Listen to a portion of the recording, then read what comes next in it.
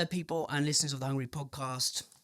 Today, I'm absolutely thrilled to welcome William Kendall onto the podcast. William is an illustrious food and drink founder, founder of New Covent Garden Market, Green and Blacks. You're now involved in L.A Brewery, the Grosvenor. Just a formidable food and drink founder, and yeah, I'm so excited.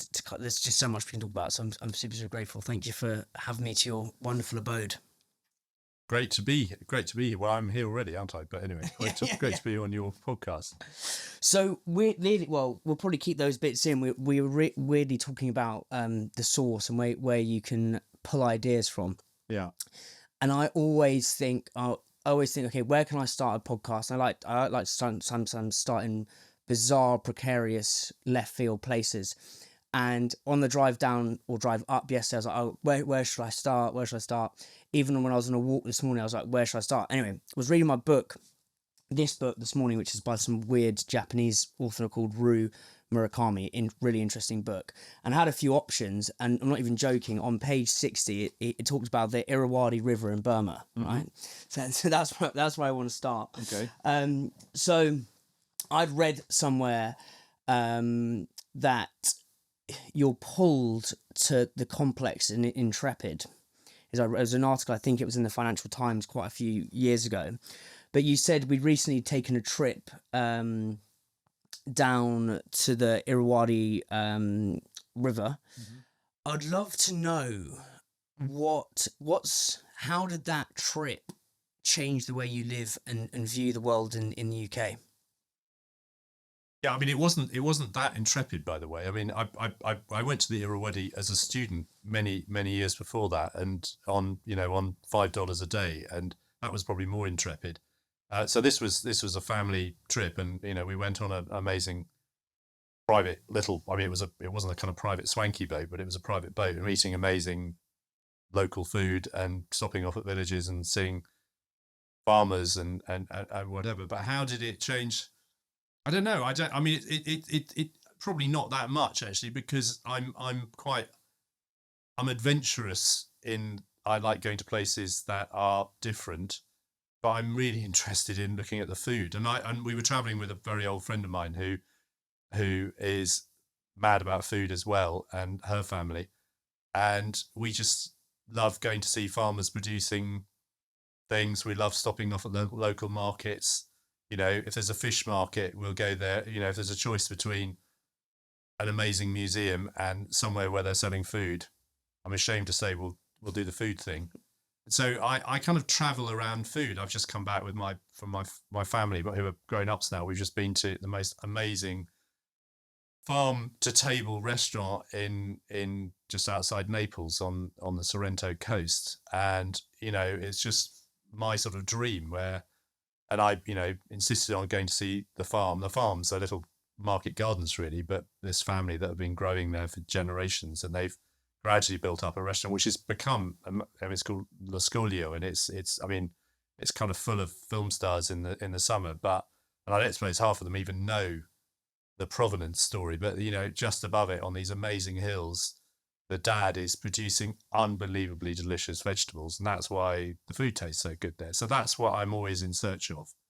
So yeah, my trip down the Irrawaddy, like every other trip, is about, well, nearly every other trip is about finding out about food and trying to slip it past the rest of my family who are interested in it, but perhaps not quite as much as me. Why? So what did you learn in Irrawaddy about the food specifically? Well, I mean, it's just, I'm just a kind of, I just like to hear stories about how,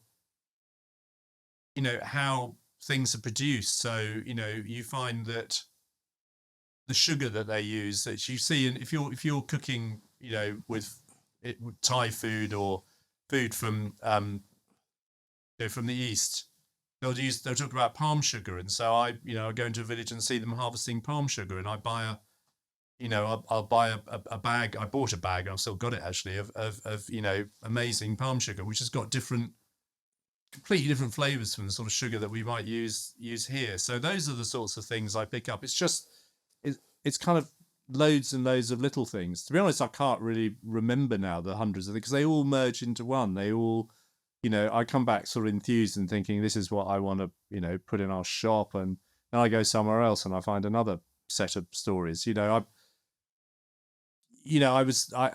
before we had children, we used to go to the Caribbean a lot, not to the kind of beach Caribbean, but to sort of the lush, dense islands, and we would sort of sail in a rather kind of, not in a swanky way again, but again, the food of the Caribbean fascinated me, and I was running New Covent Garden Soup Company. You mentioned New Covent Garden Market, by the way. I didn't have any responsibility for that. Sorry, yeah. But so New Covent Garden Soup Company was, and we were always on the hunt for new soup recipes, and so I'd write down all these amazing recipes that people were cooking. And of course, it was great because our factory, where we made our soup in Covent, the first one was in North London, and so many of the people who worked in the factory and my neighbours and colleagues there, their heritage was in the Caribbean, and so I'd come back with these recipes, and they'd say, "Oh yeah, we make those at home," and we'd have conversations around the best way to make callaloo soup.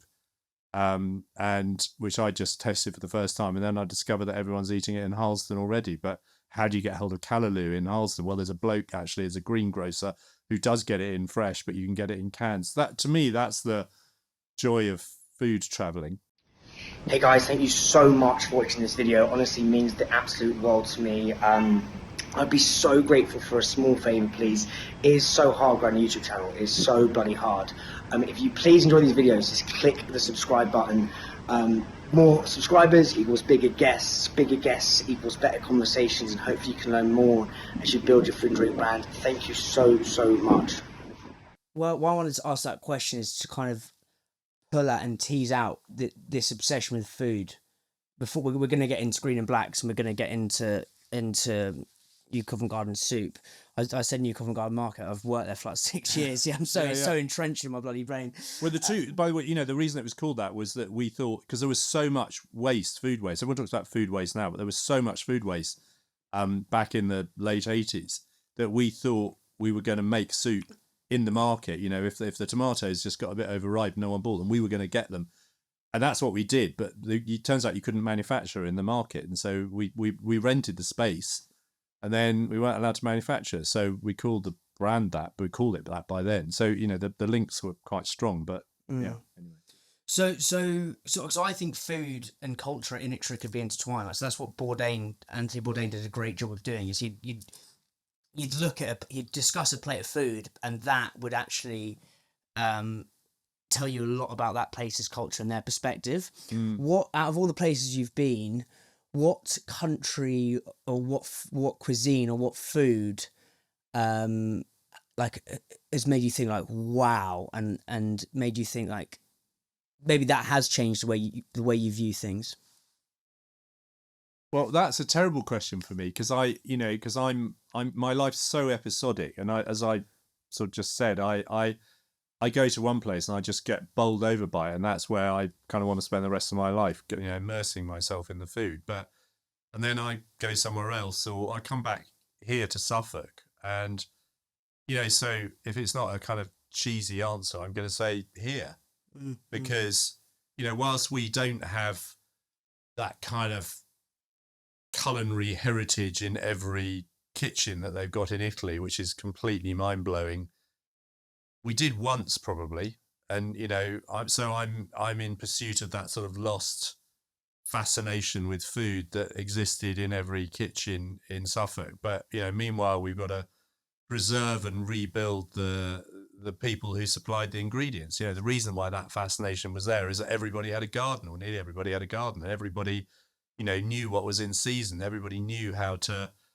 to make things out of what was here and what was available, whether you were rich or poor. That was, to me, that's what I see in a place. And so to pick out one would be, I could pick out, I would pick out where I've just come back from Italy, but that's only because I've only just come back 2 weeks ago. Yeah. But it was, it's extraordinary. And this restaurant, by the way, is, Stanley Tucci's just featured it on Netflix. It's sort of, someone who knows it might say, oh God, that's, everyone knows about that place, and that's just a sort of high roller place. But beneath it, and I don't know what Tucci sort of went and made their signature dish, but it's a signature dish because they grow the most amazing zucchini and they can harvest them at a non-commercial size.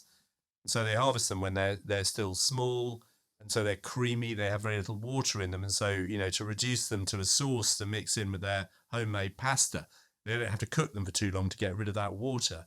And that's you can't do that. Most farmers who've got no connection with the customer, the end customer, the end user, is going to grow a zucchini, a courgette to a certain size when it's 90 whatever % water. So that limits what you can do with it. So that kind of connection between the person growing it and the person who's actually going to eat it, that's what fascinates me. And what did you learn from that trip in Italy then, recently? Because I'm a bit like you in terms of like get really into something and then it's the next thing. Well, I mean, we went to Naples and we went to the Sorrento and Amalfi Coast. So these are great food areas. So we met people who were just.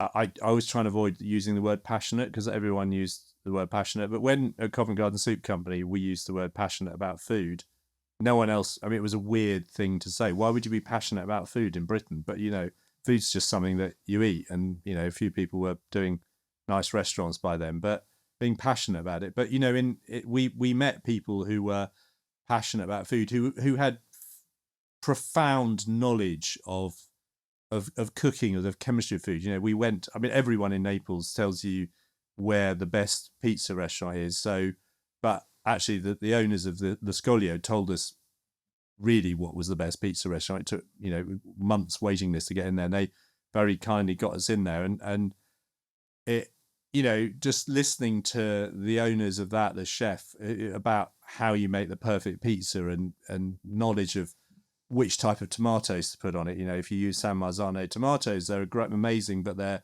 very sweet, and so they might drown the flavor that you get in the pizza itself. And so if you really want to have an amazing pizza and you want to celebrate the pizza dough so made, then probably don't put a layer of San Marzano tomato. Maybe have a yellow tomato, which is more acidic. And that's what I pick up all these things, but I pick them up. I mean, I'm just a sort of collector of detail, and then some of it I remember, and some of it I try and I think, well, we must grow these things. We grow lots of amazing tomatoes on our farm already, but I just came away thinking we should grow way more tomatoes next year so we can do more extraordinary things with them, because we still sell them in a way that Britain sells tomatoes, which is for people to slice and eat on their salads. And the Italians got so many tomatoes, they make amazing sauces out of them. They preserve them for the whole winter, and we should be doing more of that.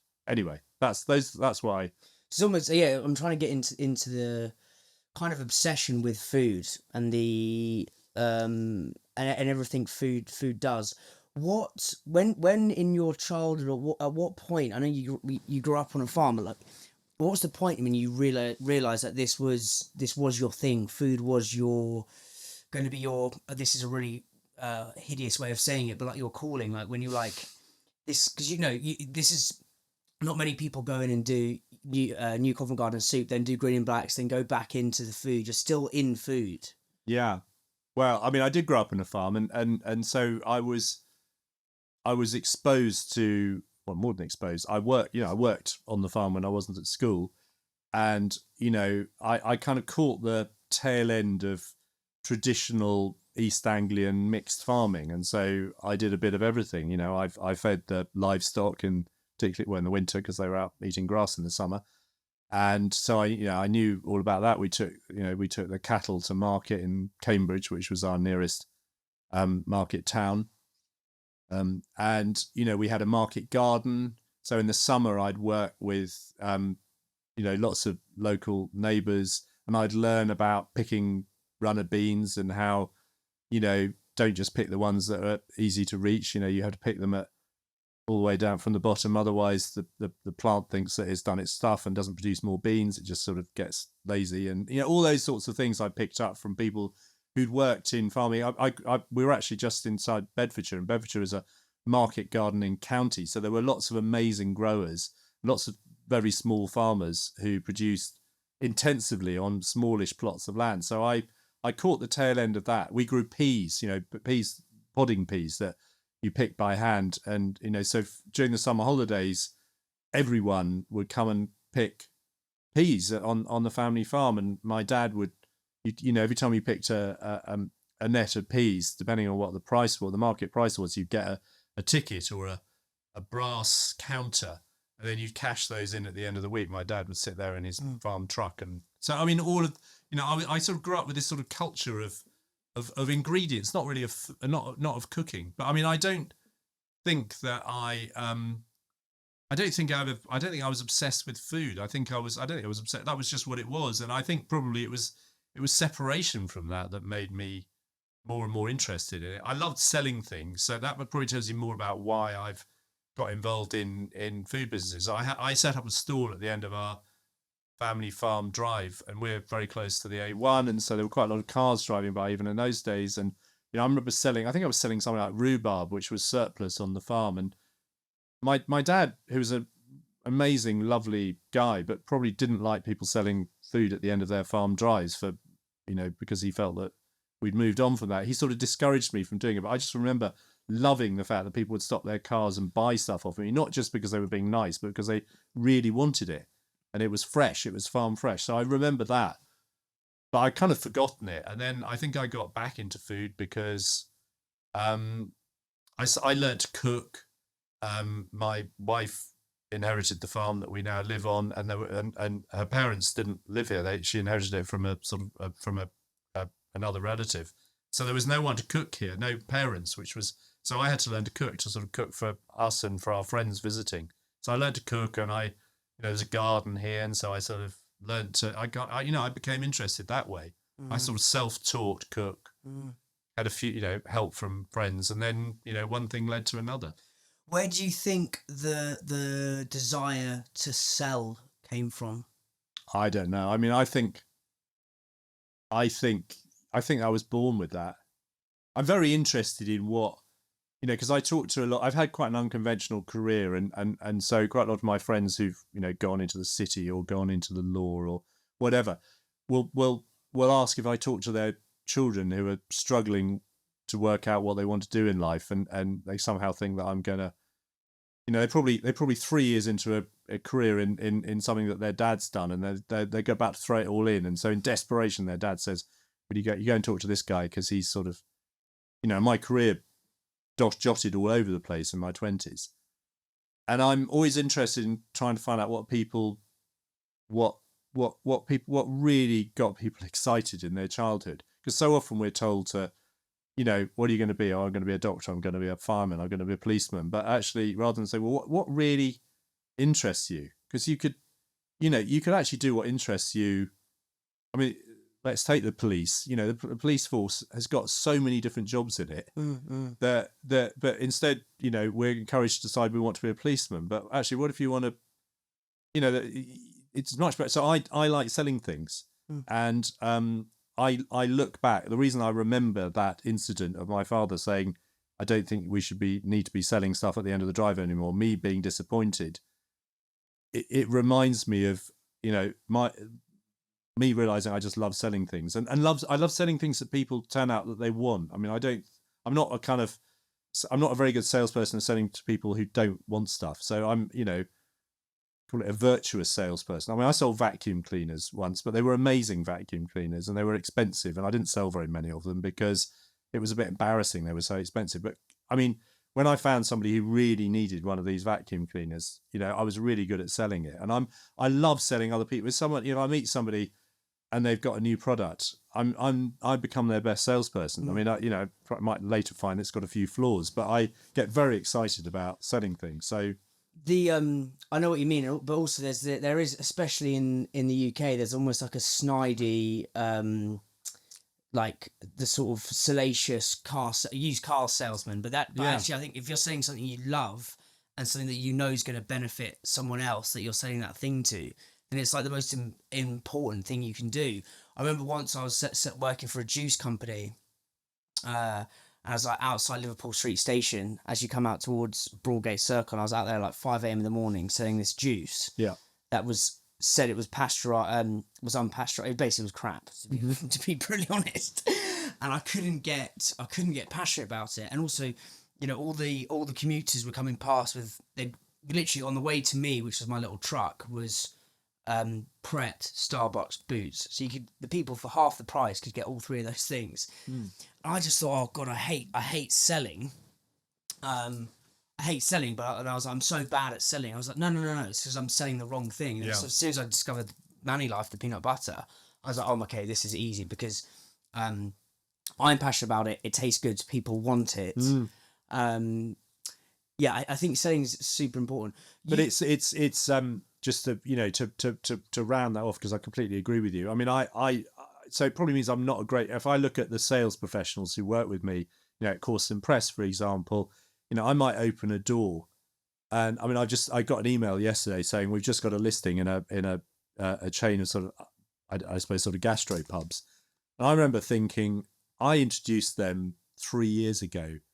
That's my sale. Of course it's not. I mean, it's taken 3 years of hard slog, of, you know, filling in forms, of working out, you know, I just opened the door. I spoke to one of the founders of it. They said, that sounds amazing. I must put you in contact. You know, my version of selling is the easy bit of selling. I just say, you know, this is what's great. But selling is also about getting under the bonnet of the customer and working out why they absolutely do need you, especially in our world of food and drink, where there's so much choice and it's so tough. You know, just saying, oh, I've got a great product, it tastes lovely, is not. But I think and also selling is. I also think selling is not just the transaction. Like Alex Ferguson is selling a dream back in the day to the United team. Like, you know, selling isn't just that. I think it's quite myopic to look through the lens of like, it's just selling, you know, that one transaction, that car or that piece of rhubarb. Like sales is it's a transference of feeling, I think. And obviously you've done it multiple times in your career with New Covent Garden Soup, with Green and Blacks, and we're going to explore these shortly. You've been able to pull people into these businesses to join the mission per se. What would you say are your principles which could help listeners of selling? Like your 1, 2, 3, do you think, if you could boil it down? For me, it's all around, you know, having a strong narrative, having a story. I mean, that's, you know, I'm just not good at selling anything if there isn't a strong purpose behind it. I mean, you know, purpose has sort of acquired a new kind of, I suppose, sort of professional definition. But you know, I need to, I suppose, you know, I'm quite a campaigner. I'm a, you know, an environmentalist. I grew up on a farm. I've always felt very strongly that, you know, modern farming isn't good for the planet. I'm you know, I'm a supporter of wider nature, and so I suppose, you know, I come from that background, and you know, my mum was one of those people as well. So I kind of, you know, I've chosen to go into business. I was also I'm very interested in politics, and I always thought as a younger person that I would go into politics, and I think I am in politics in a way. I think, you know, being involved in business, particularly involved in earlier stage businesses, you know, that I think that you can change the world for better through enterprise. And so that, to me, that's what interests me most now. It always sort of has done. I mean, I'm interested in business per se, but I'm interested in why are we doing this? Because we're not, you know, if we're not making the world a better place, I mean, there's absolutely no justification for existing. You know, we operate under a license from society. So I guess that's where my stories start. You know, that's where I come from. Why are we doing? Why do you need this? Why does the world need this product? And, you know, then you do need to get into a bit more detail as to why this particular customer needs this product when they seem to have got a lot of other people's products already. But I still think that, and you know, increasingly it turns out that lots of people think like me. I mean, I've been thinking like that for all of my adult life, if not longer. But, you know, now you find some of the most commercial organizations are saying, well, you know, how's this going to help us on our journey to net zero? How's this going to help us on our journey towards, you know, improving biodiversity? How's this going to help on our, you know, journey on engaging with the wider community, those sorts of things. Well, that's kind of always been my interest. I mean, I don't want to make myself sound too virtuous, because then you switch everybody off, and including myself. I mean, it's got to be fun. It's got to be, it's got to taste good. It's got to be all those things as well. But to me, it's got to have a wider purpose. You said why and story are probably the other two legs of purpose, or the things that prop up purpose. Let's go into this why and this story. So you, as you said, your career kind of dotted around. You were in the army, in barrister, investment banking. Then you went to INSEAD. INSEAD. Yeah. So describe what you're feeling at that point in your life, and then what was the why and the story that made you rekindle that love with food from your childhood, and the rhubarb feelings that made you think, right, because as you said, like, you've just done a master's degree at one of the best schools in Europe. Yeah. And I think just to give listeners a bit of context, like we talked about this with Mark, is right now it's very in vogue and a bit rock star to launch a food and drink brand. But back then it was not, right? From what Mark has told me. No. So what pulled you? What was the why and the story that pulled you to that? So just to be clear, I didn't found Covent Garden Soup. It was founded by somebody. It was founded by somebody who his brother was a contemporary of mine at university and was a barrister.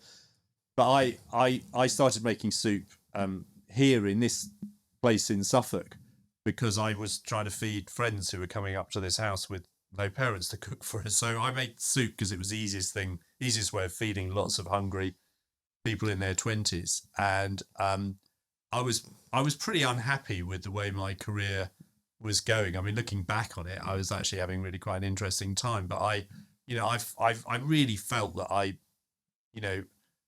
should have a calling, and I couldn't work out what that was. So even though I was doing interesting jobs, and I was, lucky to have jobs at all, I suppose, I didn't feel happy. And a friend of mine said, you should make soup as a business. And then I went to business school, and just before I went, she sent a flattened carton of carrot and coriander made by New Covent Garden Soup Company, this new upstart little business. And she said, stuck on the sticker on the back, she said, this is what happens if you, delay in your plan. Someone's beaten you to it.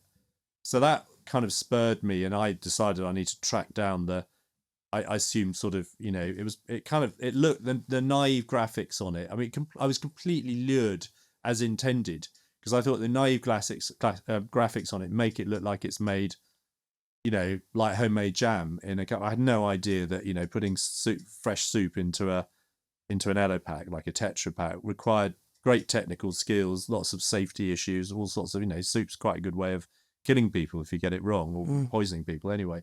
So, I didn't think of any of that. I just thought, hey, these people are doing exactly what I was thinking of doing, but I'm going to have this amazing MBA from INSEAD, so I'm a super business person, and they will welcome me with open arms. And the reason I wanted to do that was not, even though I loved food by then, was that I'd worked in the city. Most of the people doing MBAs at INSEAD wanted to, and they, we had people from all over the world there, but they all wanted to work in the city of London, and I'd just done it, and it kind of failed, and I'd been semi-miserable there.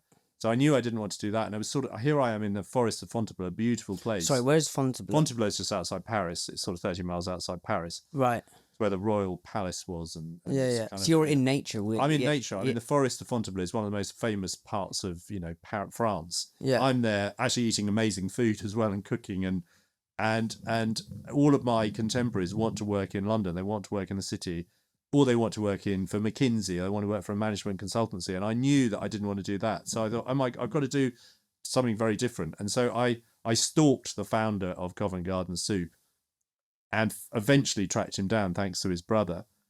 And he looked at my CV, and just quickly for listeners, tell the story about that, because that's really interesting how you track them down. Because obviously now back then there was no Facebook, there was no Instagram. No, there was nothing. It was nothing. How do you go? How do you track someone down? Well, it's not so much tracking them down, but I know about this soup company because a friend has sent me a flattened carton. Otherwise, I know nothing about it. I'm in France, And then I come back for the summer because we get a break in the summer from business school, and the friend who is the barrister invites me to a warehouse party, which will mean nothing to anyone under the age of whatever I am.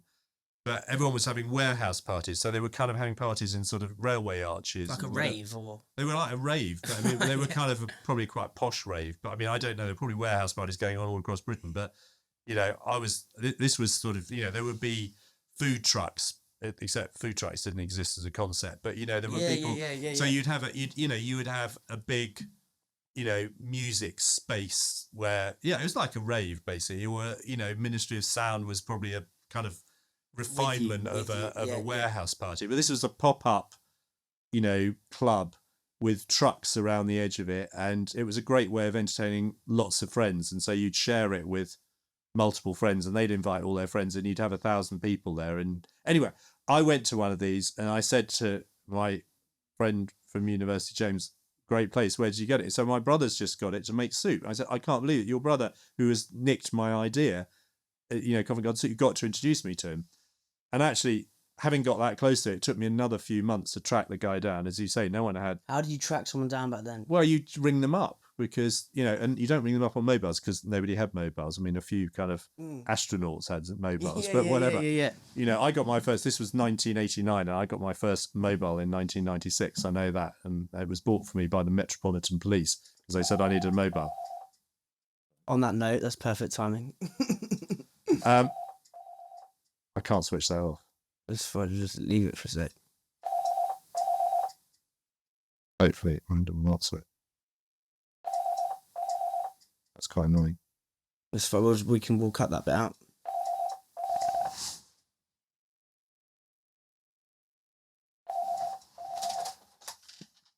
Hello.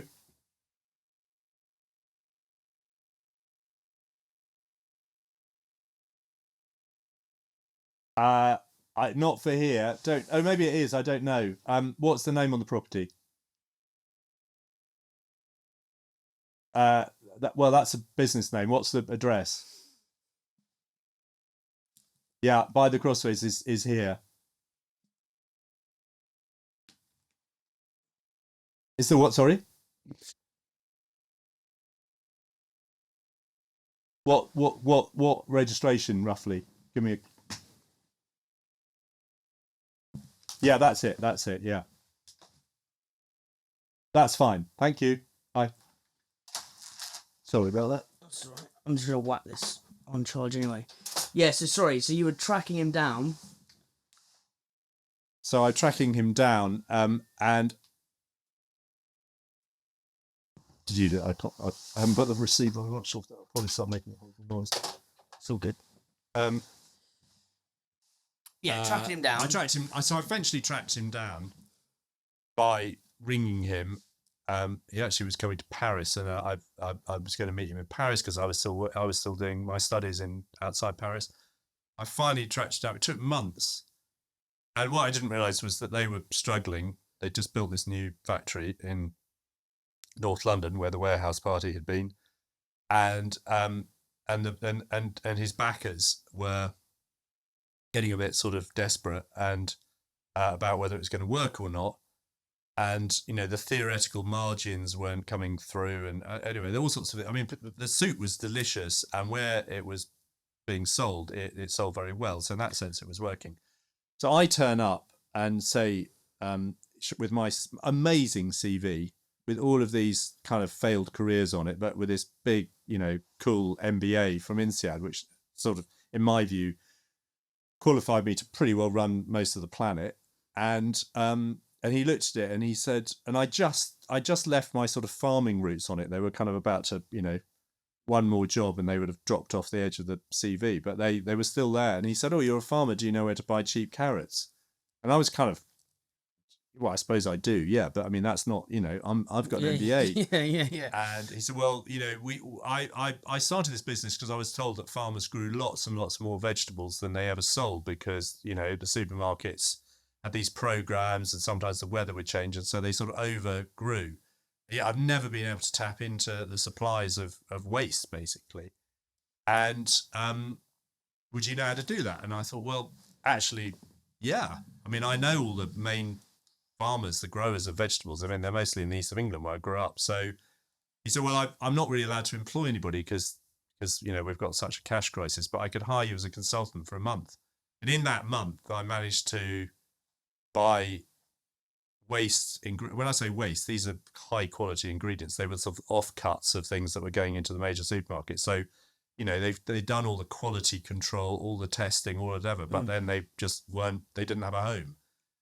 And so I was able to track down enough of those that our cost of goods just plummeted, and suddenly the business, I mean, it had many bumps in the road before it became a success, but it became, you could see why it could be a very successful business. And, when we were close to selling Covent Garden soup, someone told us that it was the most profitable UK food business, not by percentage margin. I mean, not by size.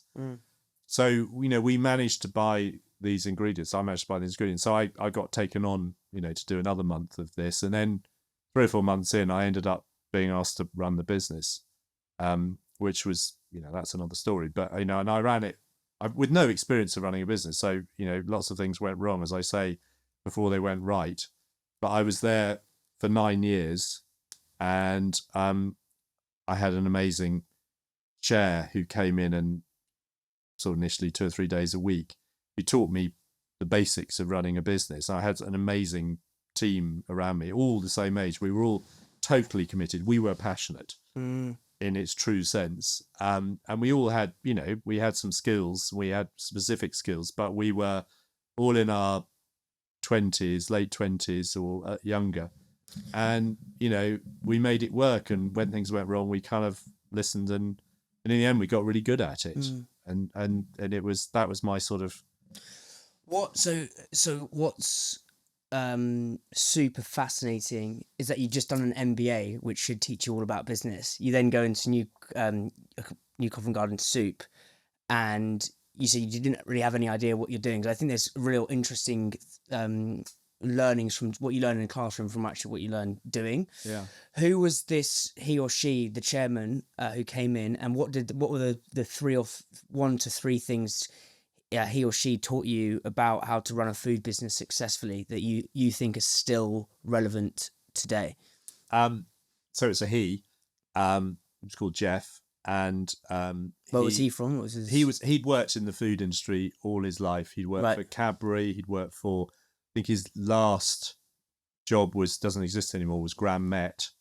He'd worked for dairy. A lot of it had been in the dairy sector. And actually, one of his jobs as a senior manager, he'd had something like 300 businesses reporting into him, which was kind of relevant because he had a sort of template for, the minimum you needed to do to run a business. So, because if you're doing 300 businesses, you haven't got time to do more than the minimum. But this is the kind of fail safe. And I mean, he taught me loads and loads of other things. And he taught us. And he was gracious enough to say we taught him as much, because I don't think he'd ever worked with a team of people who were quite so committed. Even though looking back on it, as I talk about Covent Garden Soup Company, I can feel my heart rate raising, because all the things that went wrong there, I remember now. But at the time, I just thought I was the luckiest, because I'd had this sort of, as far as I was concerned, failed career up until then, doing all these amazing jobs which my parents were proud of, a barrister, a banker or whatever, in the city. They just didn't. What did you feel like in here? When I was doing those jobs? Yeah.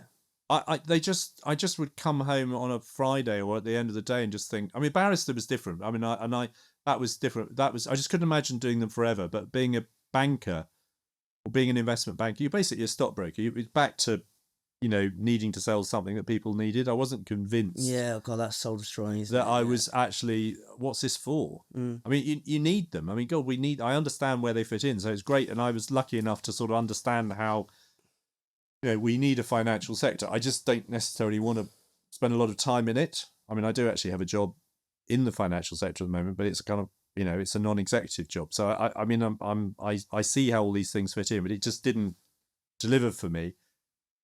Covent Garden Soup, in its chaotic early days stage, I just thought I'm the luckiest person alive. I didn't want to go home, and so and often we didn't go. I mean, we didn't go home, or we didn't go home until very late. We just thought this is great, and there were team of us doing it. But I mean, to counter that, I remember the first day that I met Jeff, the chair. He wasn't even the chairman in those days. He and I just joined on the same day to sort of as consultants, and he had boys who were kind of in their, I don't know, sort of 8-9-year-old boys at the time, and he described going to watch them at the weekend playing mini rugby, and he said, these young guys was just so committed, and so wherever the ball was, everybody on the pitch was on top of the ball.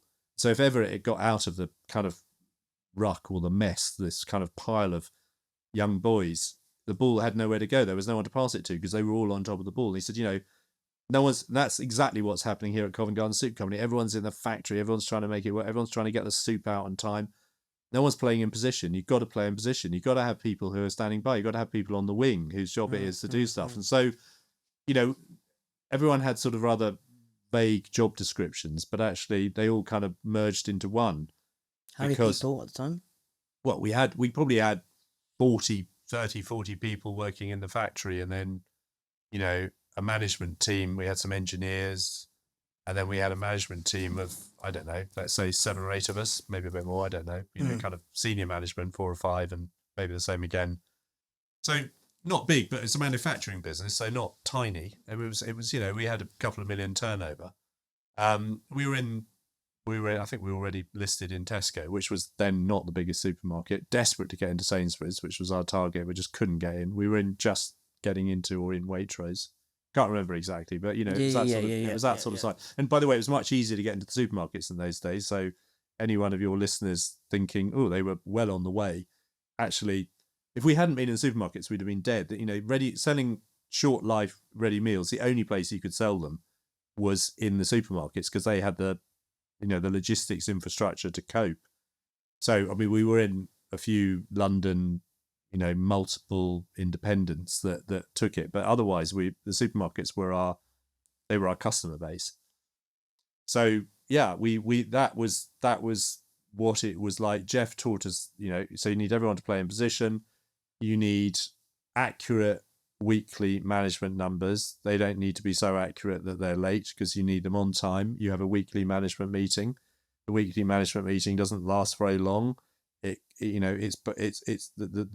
main agenda is driven by a budget, an annual budget, which we've agreed, and how we're doing against that budget, this week, and what's causing the variances. Let's talk about those, and then just going through the various areas of the business. But around that very sort of narrow framework, very easy to drift into wider issues. Just close those conversations down. That so if you're chairing it, which I was doing quite early on, saying that sounds like a great conversation for you two guys to have, but let's not delay the meeting because we've got a business to run. So it was a maximum hour-long meeting. Action points captured. First thing we did the next week was go through the action points. If you didn't turn up to the meeting, you got a lot of action points because that was the way we made sure people turned up at the meeting. And it was kind of, there weren't really very many excuses. I mean, you were allowed to go on holiday a bit, but there weren't very many excuses for not turning up to the meeting. Only the senior management team, because when we first started, there were meetings going on, but they were all over the place, and everybody would be in the meeting because no one was playing in position, so nobody was there representing the other people in that part of the team. So you're in charge of production. You don't need the engineers to come to the meeting because they should be fixing the filling line.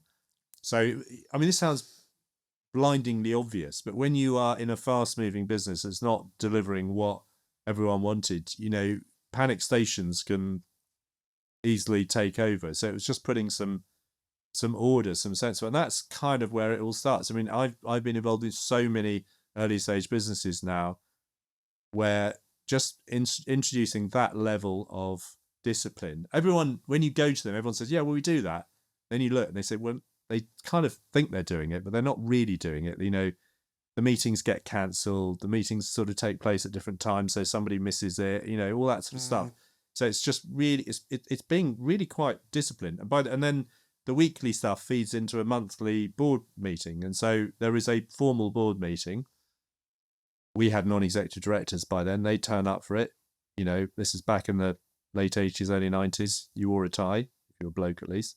And I always say, I mean, I remember when I was just beginning to run it, not being able to, feeling not having much of an appetite the day before the board meeting, and having, you know, when it worked out, when it was okay, having a sort of huge relief on the Friday lunchtime when it was over that it worked, and that sort of sense of, oh my God, I've got quite a serious meeting, and I've got my investors coming and my non-executive directors, and that, you know, I'm not saying it should be intimidating, but it kind of, it has a bit of formality to it that you know, you don't necessarily want to deflate even in these informal times. So that is another thing that he taught me.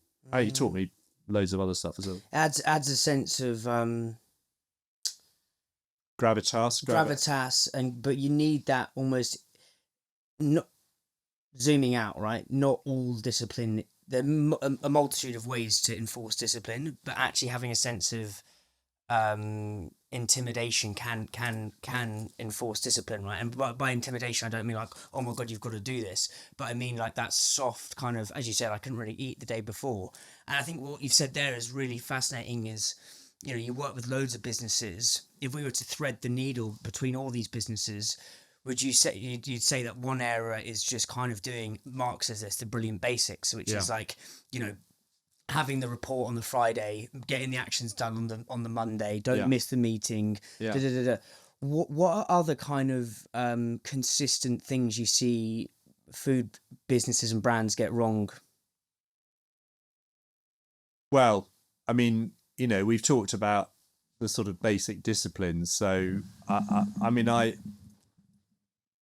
maybe this is a bit of a random one, but I think you need to be realistic about the potential scale of your business, and, you know, how fast you're going to get there. I've seen so many businesses where they've gone out and raised money on a promise and raised quite a lot of money, or raised it on quite a high valuation. And, you know, you look at it and you think this is going to take way longer. And you've kind of sold 50% of the business, 60% of the business already to people who probably, in my view, should have known better. And it's just going to end in tears, because you're going to end up having to raise more money, and you're probably going to have to raise it at a lower value.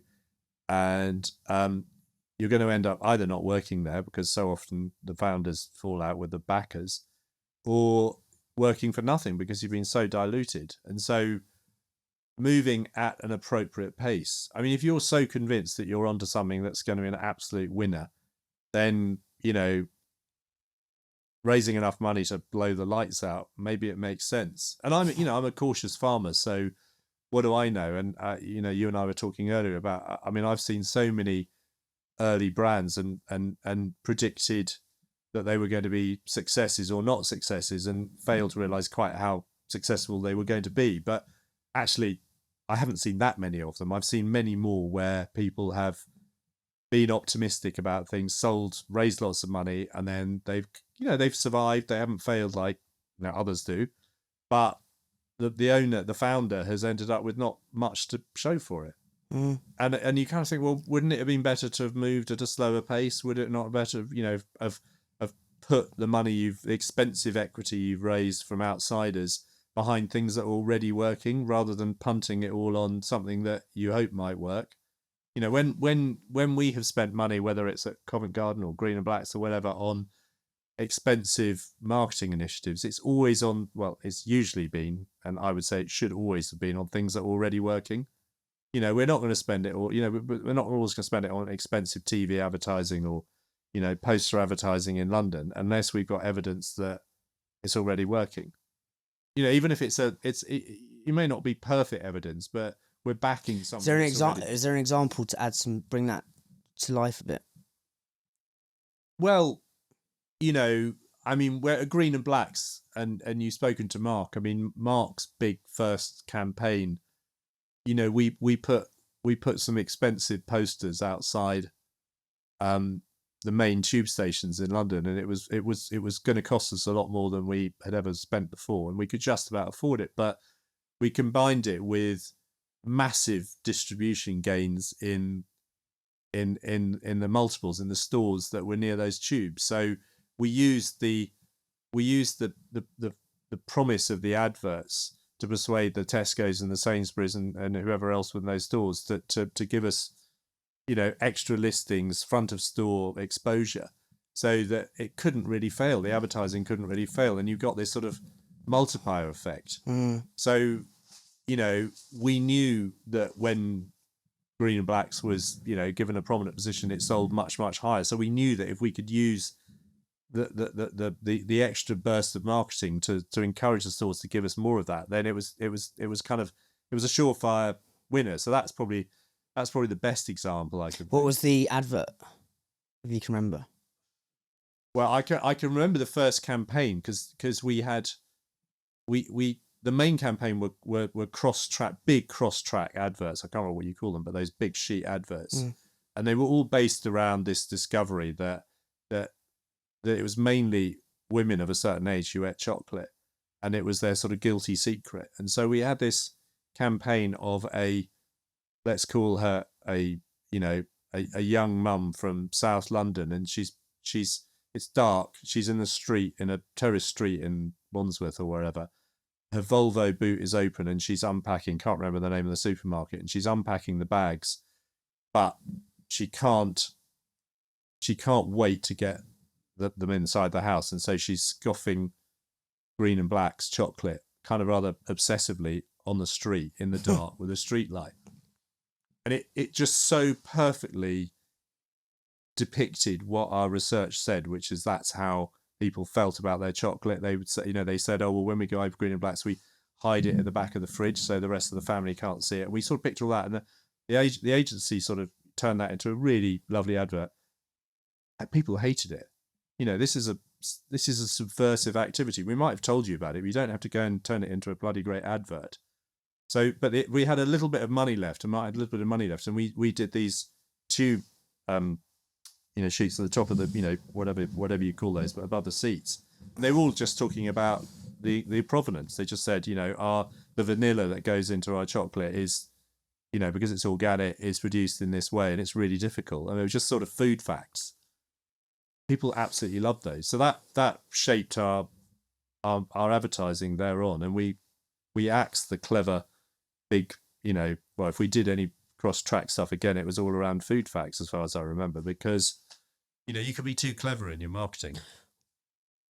That's delicious. You can be too clever in your marketing.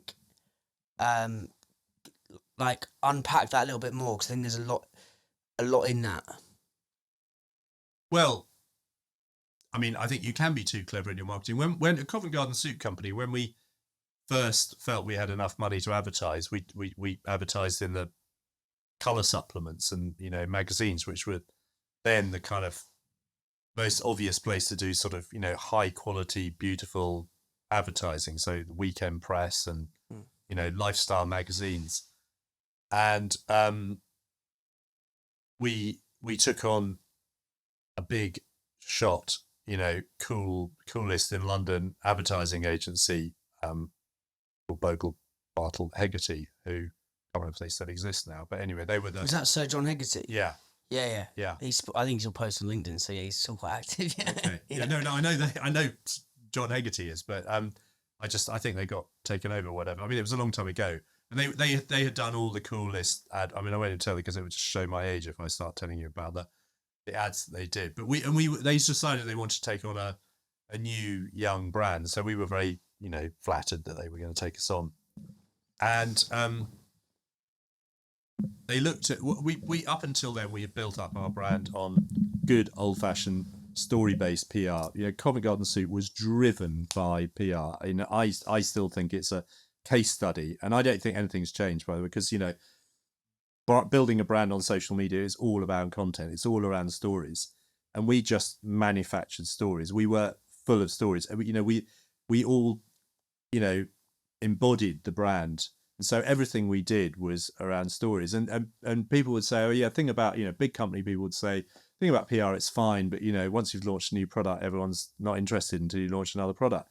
I'd say no, we found that the more you talk, the more people wanted to talk to you, and there was always something to talk about. What sort of, we were test driving new cars. I had this thing. We were just down the road, so in North London, we were just down the road from the BBC, and the BBC discovered that we were there, and so they would ring up and say, the the trade figures are out. Do you have a view on it? And I'm thinking, well, I don't at the moment, but by the time you get here, I've got a view on them. Just come up here, and the BBC in those days had to have sort of fresh footage. They wouldn't use sort of archive footage, so they had to film something, in real time. And so I'm finding a manufacturing business within 2 or 3 miles of Shepherd's Bush was pretty difficult. So they would come up, and I would just have a view on everything, trade figures, all these things that, I got quite good at it. There's business use the whole time. We were always on. Again, you're too young, and probably your listeners are, but there was this sort of terrible fear of the millennium bug. They thought that the world was going to come to an end. All the computers were going to grind to a halt, because I was deeply suspicious of that. But the Blair government was obsessed with, being on top of it. So we became the sort of poster child of, a company that was dealing with the millennium bug. We got global coverage because, and I was on with Blair and everybody on the day that, they were launching the campaign. So we just became the best example of an entrepreneurial brand. We just happened to be making fresh soup. It didn't really matter. It was sort of iconic. Now, I remember Blair when we did this sort of news story first thing in the morning on the big day, and he said, "Oh God, I opened the fridge this morning. All I could see was Covent Garden soup, and now here we are again." And we became this sort of phenomenon. So that's how we built out the brand. And then we thought we need to accelerate that. So we needed to do advertising, and we got BBH in, and BBH looked at our files and files of coverage, and they said, "Oh my God, this is just brilliant." And so our adverts were just more of the same stories. So, I got a lot of stick, because one of them was, we grew Brussels sprouts as family farmers, and we made soup of the month, which was another of our great innovations, a soup that changes every month, and the supermarkets didn't know what it was going to be. Just the barcode was the same, but we just made something that was in season. Supermarkets hated the idea of it, but it was usually our best seller. So we did that. We made a soup of the month, which was Brussels sprout and chestnut, using Brussels sprouts from our farm. And there was something really funny. The people, the press just found it really funny that there was a farmer who was actually making this stuff and turning it into soup and selling it in London supermarkets. And it sort of caught on. And so we had huge amounts of coverage. So BBH they saw all these press cuttings we got of me in a pile of Brussels sprouts, or in a field of Brussels sprouts.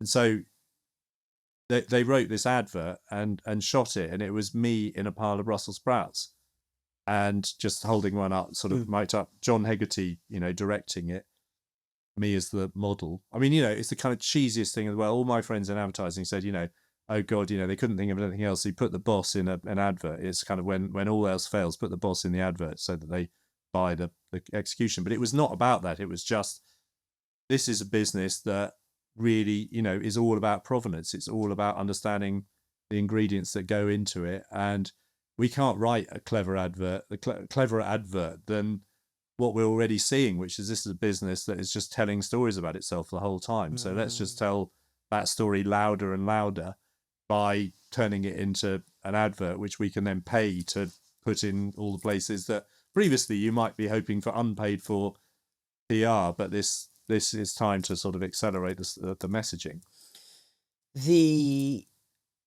What we were talking about, or what you said about you can get your marketing your can almost be too clever, and I think whittling it back or whittling it down it's almost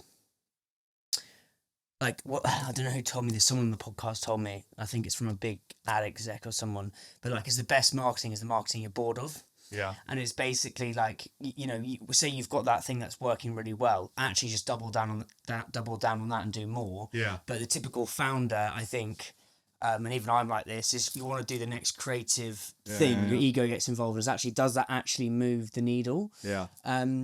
What else would you say are some in terms of getting brands out there? So we've talked about storytelling, talked about PR. Like, how else? We can talk about maybe New Covent Garden as soup as an example.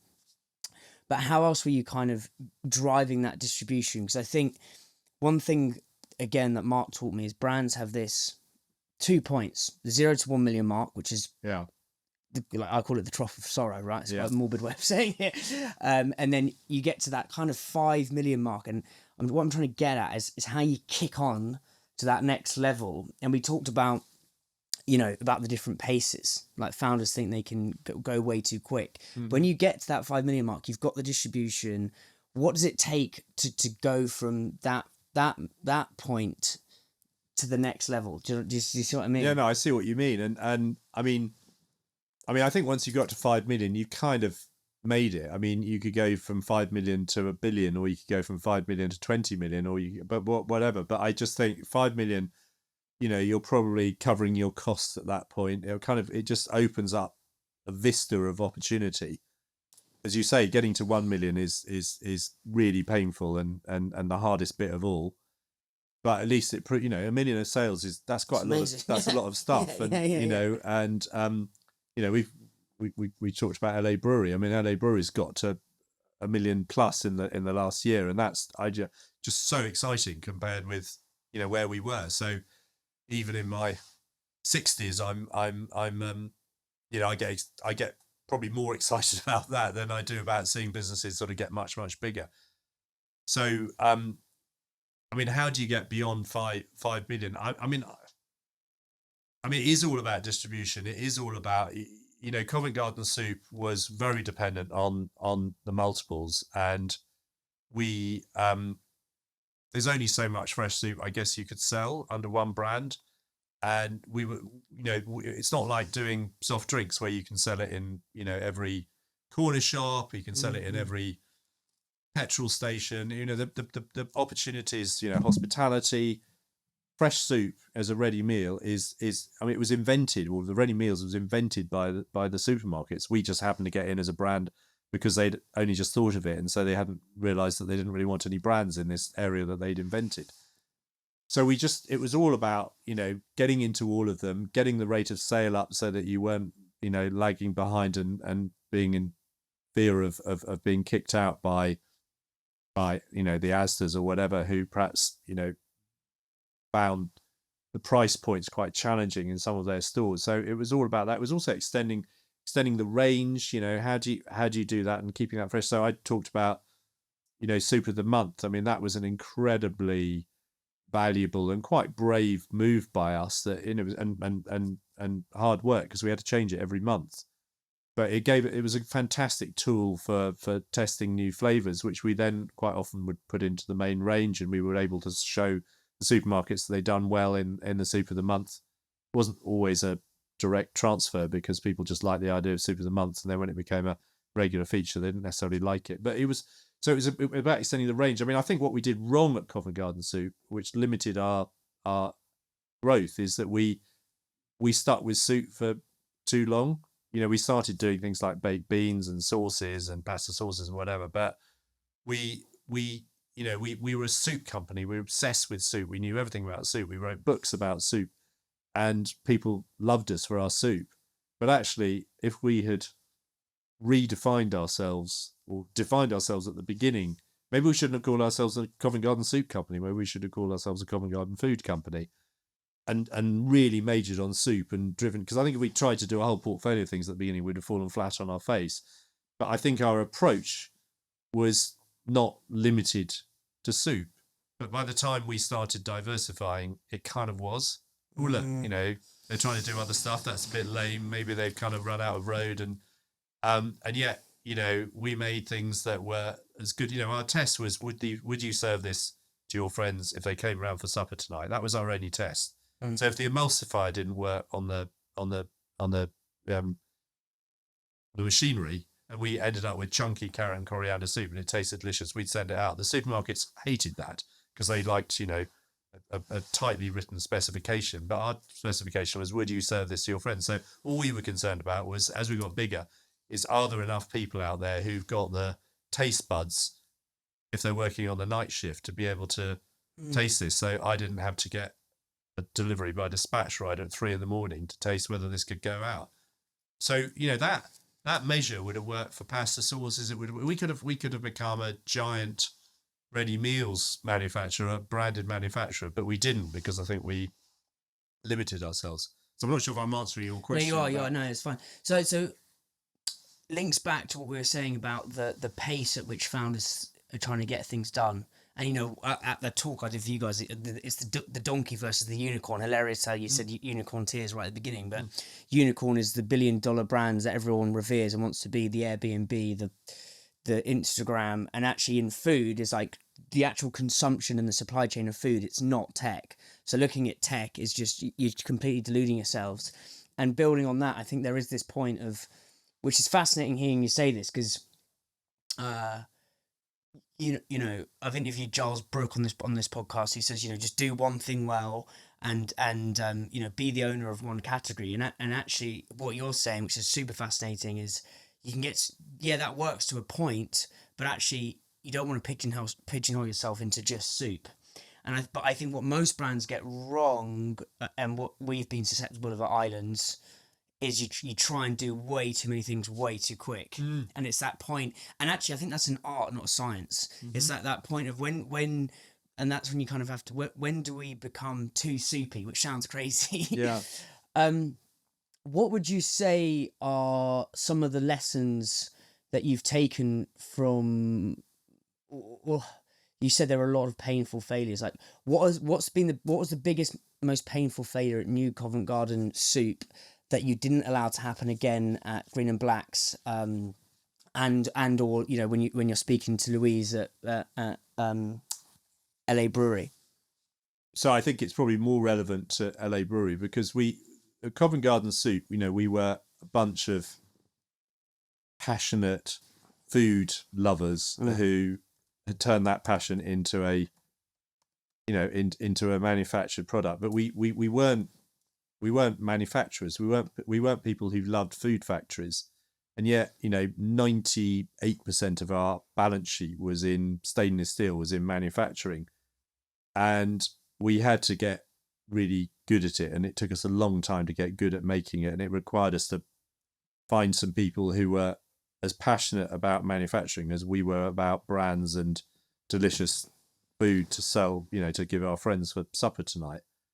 And that experience was so difficult and so painful that when we got involved in other things, you know, so when I got involved in what became Green and Blacks, I assumed that we'd have to have a chocolate factory. We never had a chocolate factory. We found amazing manufacturers to work with. You know, we found this amazing family business in northern Italy who made the best chocolate you could imagine, and they just didn't do brands for whatever reason. They sort of lost the ability, or they never had it. They just made amazing chocolate for other people, and so that was just our dream. So we could just be, you know, Green and Blacks chocolate fanatics.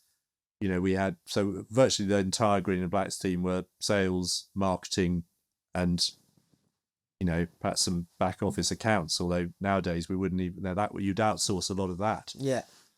And Cawston Press is the same. So Cawston Press is, you know, we've got an amazing team of people, but they're sales and marketing people with a bit of, you know, support around it. But, you know, we do outsource most of our accounting to a great team of people. So we've got a finance director. But so that's my dream model. But LA, so the brand's a sales and marketing company, really and truly. yeah, and the manufacturing is done by specialists who work with us. But I mean, you know, you've got to find it. So, but that's not the case at LA Brewery, because LA Brewery, you know, I thought I could find someone to make the Louise's delicious kombucha at scale. Couldn't find anyone. I've now realised 5-6 years on that that's the whole point of what Louise is doing, is she's making this extraordinary kombucha, which in my view is better than anyone else's kombucha. I'm sure others will disagree, but you know, that's the fun of it. But it is amazing, and most people who taste it say this is amazing. I don't like kombucha. That's, you know, so when Thomasina Myers said to me, "You've got to meet Louise. She makes the most delicious kombucha," I said, "That is impossible. Kombucha is good for you, and it tastes horrible." And then I went to meet Louise, and I thought, this is extraordinary. This is what I've been looking for all my life. You know, something that I can drink, which stops me opening a bottle of wine midweek because I don't like sweet things particularly. And so, you know, I thought, because I had so many difficult, we had so many difficult experiences making soup and having to, you know, just when we got to that 5 million stage, thinking, oh, we're running out of capacity in the factory, we're going to have to raise some more money to build another factory. You know, not having to do that just was brilliant. So for, you know, 20 years after selling Covent Garden Soup Company, I didn't have to worry about. I love looking at factories. I love it when they belong to other people, and I'm on the board of one of the best food manufacturers in Britain, probably the world, and I love it. But I'm a non-executive director, and that's just great. But with Louise, I realised we had to make our own, and so we've had to put way more money in than we would have done if it had just been a sales and marketing led brand. And we've had to go through the pain of learning how to make something that's not widely made at the moment, and how to make it properly, and how to make it the way Louise wants to make it. And it's delicious and it's great, and so I get it all. But the lessons for me is that if you can avoid investing in manufacturing, that's just great. I mean, Covent Garden soup, the way we made money in the end was you can have any flavour you like, but would you mind having carrot based one? Because we know where to get very, very good, high quality, cheap carrots. And by the way, can you have it in a milk carton? Because we just spent £2 million on a new packing machine that only puts things in a milk carton. And more and more people are saying, well, we love your soup, but what about putting it in a different packaging format? Well, that's another factory. And, that demands, I mean, if you look at the brand, if you look at the Innocents and the Fever Trees and virtually every successful drinks brand, they don't make their own. And it's enabled them to. Yeah. But then again, it's like, if to link this back to you can only sell things you're passionate about. Like when you were selling, not you, but I know Louise, she's like a good mate of mine. She's been on this podcast. Yeah. If you were so passionate about selling your dad's rhubarb as a kid because you knew where that came from, right? You knew the story and you knew the why. It was very easy to transfer it. It is the path of most resistance for LA Brewery. But I don't think Louise, knowing her, her better than me, but it's so entrenched in her getting that taste that you could only get through making it yourself. That it makes it kind of easier to sell. There's now a lot of, the cans of kombucha that you just know is fucking shit, sorry for my language, but it's awful, right? Yeah. Louise can never get passionate about that. So I think sometimes you have got to take the path of most resistance I completely agree. I think, I think it depends what you're making. Covent Garden soup, if we had done it, we wouldn't have been successful if we'd done it 10 years later, because everyone was making moderately okay fresh soup for the supermarkets by then. They weren't doing it with, they weren't under seasoning it so that our customers could make it, pretend they'd made it at home. We weren't doing all that stuff. And the reason we had to build our own factory is there wasn't anyone who could make it for us. And that was the thing. But, the family who made our chocolate in northern Italy it would have taken us 1,000 years to have got as good as them. And they were part of our story. And also part of our story were the families in Belize who were growing the cacao for us in this, these wonderful, whatever Caribbean environments. That was part of our story. So, it wasn't that we were cutting corners, but we didn't need to build a chocolate factory. And if we built a chocolate factory, it would have to be so enormous because we made lots of different types of chocolate at Green and Blacks. We'd have to build an ice cream factory. We'd have to build so it wasn't necessary there. It's certainly not necessary with Cawston Press. We can concentrate on sourcing, amazing juice, but there are people getting harder, but there are people around Britain and around Europe who are much better than we are at putting it into cans and cartons or whatever. So you don't need to do that. But for Louise, you're right. It turned out, because I didn't know much about making kombucha, it turns out that you have to make it yourself. I mean, you might be able to eventually find someone to put it in a particular container for you rather than investing it, but that's down the line. And I think that's probably true of most brewing. When I find that a craft brewing brand is actually made by somebody else, but there's one person there who had a vision in their bath one night, and they've gone out and come up with brew. I'm not excited by it. To me, a craft brewery's sort of got to have a brewery. Yeah, it's got to have a head brewer who kind of is, my kind of archetypal head brewer who looks like a head brewer. They can be. Well, that's your story as well. That's your story. That's your marketing. The fact that Louise, the LA Brewery, that their biggest headache is their biggest marketing weapon, in that we make it in our own brewery in Suffolk. Yeah, which is super fascinating. In terms of, we talked about this 1 million mark. most people will be listening to this are on that journey. What's one, if you could like tattoo like a sentence of wisdom there that they have to look at every day as they're going on that journey? Because as every single person is getting to that 1 million mark is just so hard, and it's the point you've got to dig in. Like, yeah, what would you say for listeners?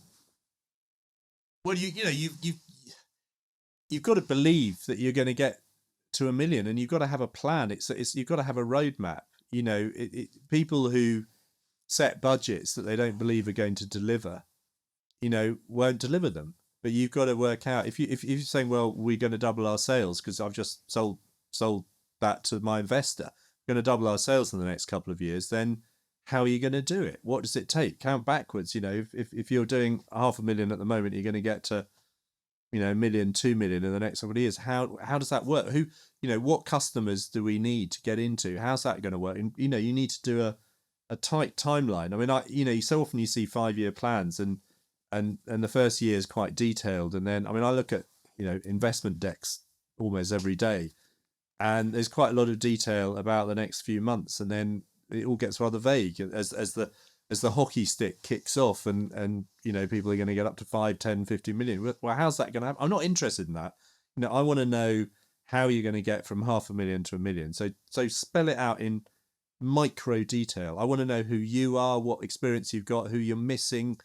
You know, who do you need to take you on that journey? Well, if you haven't got them there, then it's not going to happen, or it's not going to happen as easily as you need it to. What do you see in the best plans you see? What are the consistent things, as you say, you see in great people, great people, not a kind of, you know, not a kind of Manchester City A team all lined up. You know, I say you've got to play in position, but you know, if I'm putting on my investor hat, it's got to be a team. So a team to me is more than one person. Yeah.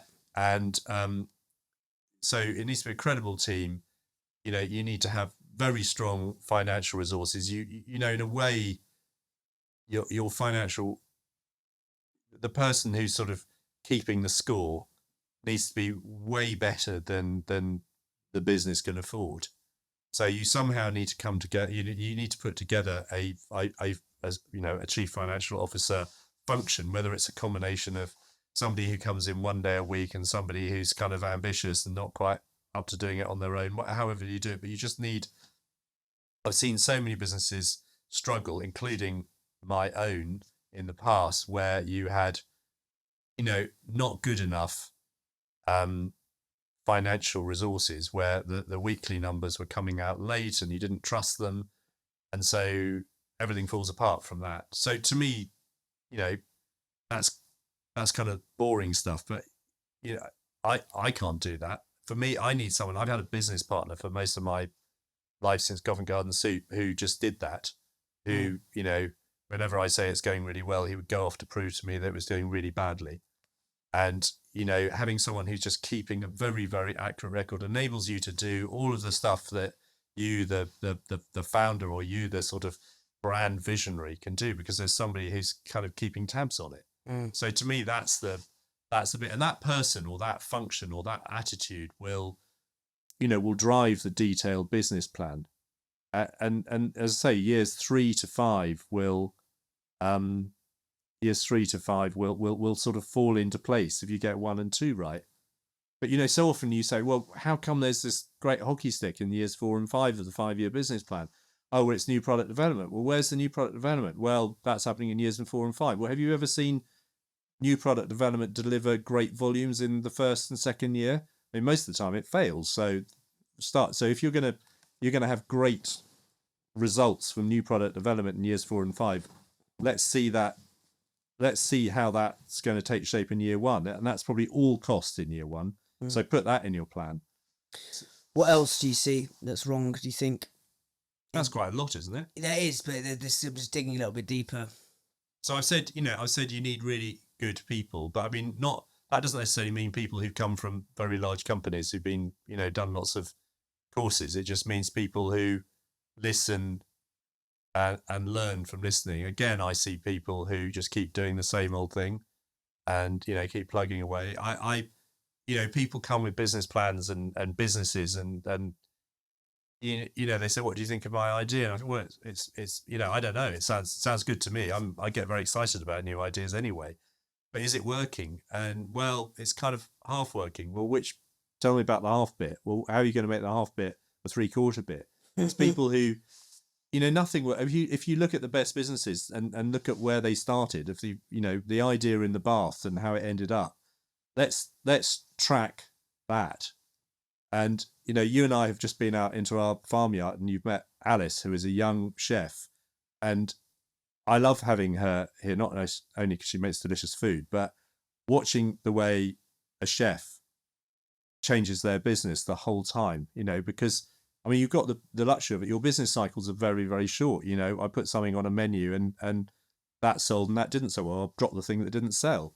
But just the way she came here, you know, in 2021, so 2 years ago, with an idea, sort of tail end of the pandemic, and we're now probably onto version 5.0 of it, because she's out there, she's looking, she's listening, she's got a million ideas of her own, she's testing them, and you know, it's easier if you're running that sort of format. It's a small business. You're facing the customers the whole time. You're cooking. You can change. You haven't invested in a lot of stainless steel, but I'm just saying that ability to pivot again and again and again as you see stuff is, to me, that's vital. And I see businesses that do that, and I see business founders who are capable of doing that, and I see business founders who are hell-bent on getting the bloody customers to accept what they wanted to do in the first place. And you'll fail. You'll fail. Someone else will do it. Someone else will watch you. It's like the pursuit of the. I know. Again, it's ironic me saying this after we talked about the unicorn in the States, but it's that whole Silicon Valley product market fit. It's like you ask enough questions, you iterate, then it links up. I think one of the quotes I love is by Oasis, which it may escape me, but it's a lyric of theirs, which is the best answers are questions, or the question lies in the answer. The answer lies in the question. Sorry. What do you think are some questions people listening to this podcast should be constantly asking themselves to build household brands? Ed Perry from Cook talks about positive paranoia, about, you know, as a founder having that thing that keeps you awake at night but is actually really positive. What would you say are those 1 to 2 questions? Well, I mean, you know, that's a pretty good one, and that's a great brand, isn't it? I think, you know, what's this? You know, I'm just saying, what's this for? We nearly started off by talking about purpose, and I think the word purpose has been slightly hijacked by you know, sort of the ESG professionals. And by the way, I'm completely committed to all of that as well, so it's not a criticism, but I just think, what is this for? What are we trying to deliver with this? Because I think by asking that question again and again and again, you kind of, it helps you away from going down those blind alleys. So, I mean, I'm going to use, you asked me a general question, I'm going to be specific, but so LA Brewery, we're sort of 2 years into it, and it's just before the pandemic. We've got a shareholder who's Dutch, and she's very well connected with Heineken, and so we were invited to go and meet the head of No and Low at Heineken, who is a really impressive Italian woman. She's been told by presumably her boss to meet us, because otherwise, why on earth is she meeting 3 people who are walking across Amsterdam with some samples of kombucha? And she, we meet her. She's charming. She's invited. She's brought in some of her team. We're having a nice but not very substantive meeting. Louise is pitching, and then half an hour into it, Louise says, "Do you want to try some?" And they say, "Sure." And she says, the head of No and Low says, as she tries it, she said, "But this is delicious." And I said, "Why did you say but?" And she said, she confessed basically she hadn't tried. She didn't like kombucha. She hadn't tried any kombucha that she'd been impressed with. But she said, "This is delicious." And she said, "Why are you calling it kombucha?" And I got all defensive at that point. I said, "Well, because, you know, it is kombucha, and it's a $2 billion sector in the States, and it's flying over there, and it's going to do the same in the UK. It's just not doing it at the moment." And she said, "Well," so I just spent millions of pounds a year on research, and on low and low. And I'm getting, the feedback I get is people want something that's non-alcoholic. They want something that's naturally low in sugar. They want something that's delicious, and I've just tried it, and this is delicious. And ideally, that it's good for them. And you've got all four of these things, in your drink, and you're calling it kombucha. And nobody cares that it's kombucha. Nobody gives stuff. You are answering for big global needs, in a world that's awash with food and drink. Why are you? And I kind of thought, hang on a minute, I've been in this business for a long time. It's really annoying that you've said that. And You've just absolutely nailed it. Yeah. And if you look at what we've been trying to do ever since with LA Brewery is kind of recognizing it is kombucha, and there are more and more people out there who do like kombucha. So we don't want to kind of walk away from it. But how do you, in a new category, how do you? Anyway, that's a sort of, you get the point. But I'm just saying, we should have asked that question. She, took an outsider to ask that question. But what are we for? What needs are we trying to answer? This idea that Britain needs a whole load of kombucha because the West Coast and the East Coast of America seem to want a whole load of else. It's woolly thinking. It's not good enough. We should have been, out there saying there's 50% of British people now saying they want to drink nothing alcoholic or a lot less.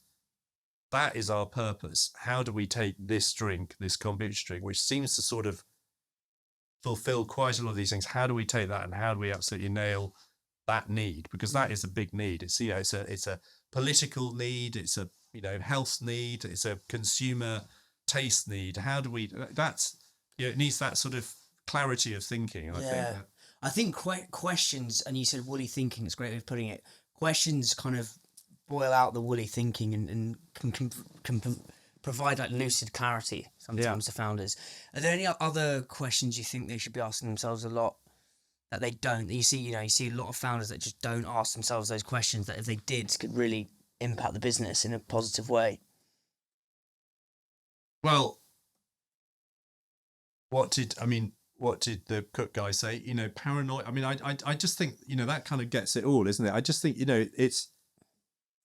it's being restless.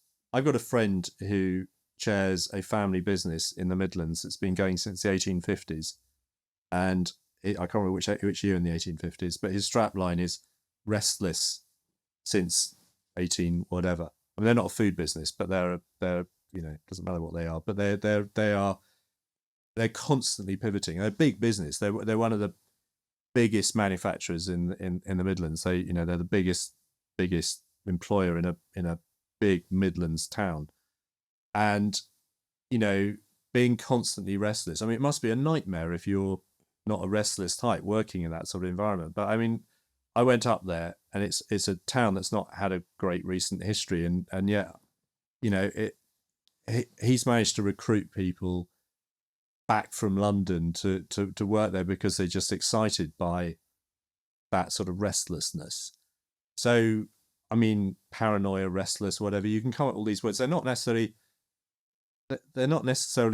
attributes that you choose to take on holiday with you as a sort of holiday companion, but actually I think that's what you need to be successful in business. It's just constantly, pivoting, all these sorts of things. So you need so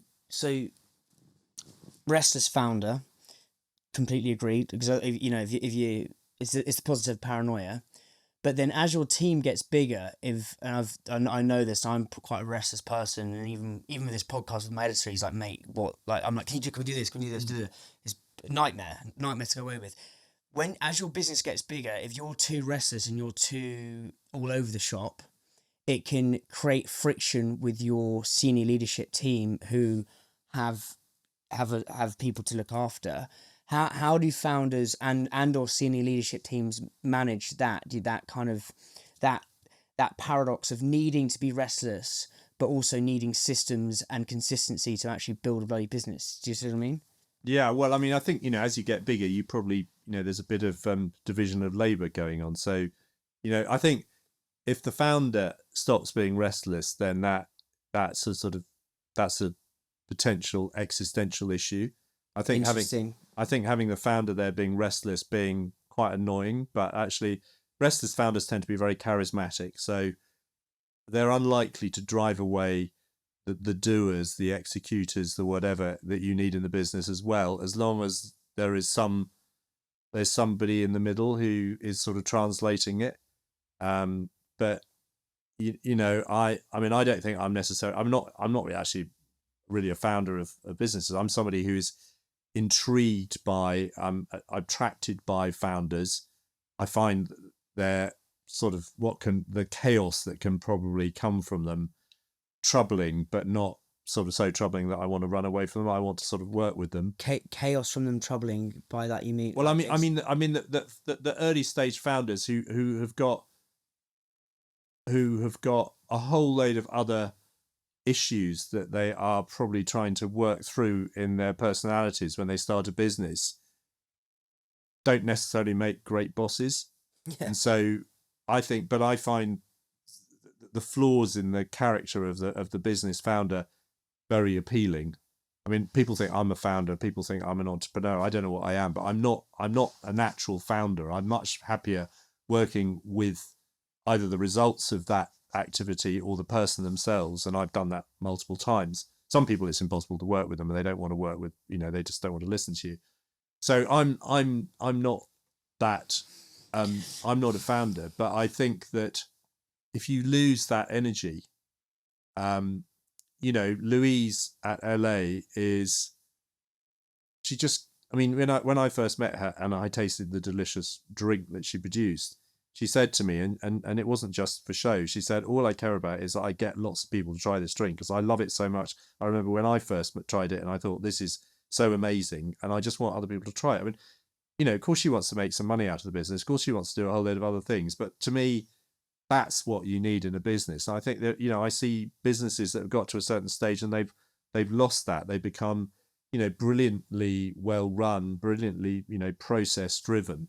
So I think you kind of need, you need to retain that, but not at the expense. It does need, as you get bigger, you do need some stability. You do need, a program where you decide how you launch new products, and you don't, there's nothing more annoying when you've reached a certain size and you tell the supermarket you're about to come out with something and it arrives 3 months late because that doesn't fit in with their business model. They need the stuff to arrive on time, and that means, they've got a program. They're quite bureaucratic because they're big. So you have to fit in with that, and you need to understand that. And if the business founder is still saying, well, that's not the way I work, then you're never going to get anywhere. So you do need a bit of both. But I think the most successful, most interesting businesses are where that founder energy is still, if they're not there full time, they're still there.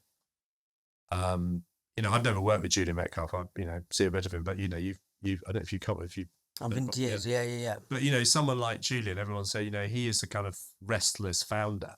But I've got friends. Well, Mark's another one. I've got friends who worked with him. I've never heard anyone sort of say anything other than positive. I'm sure on a day-to-day basis, it can be a bit.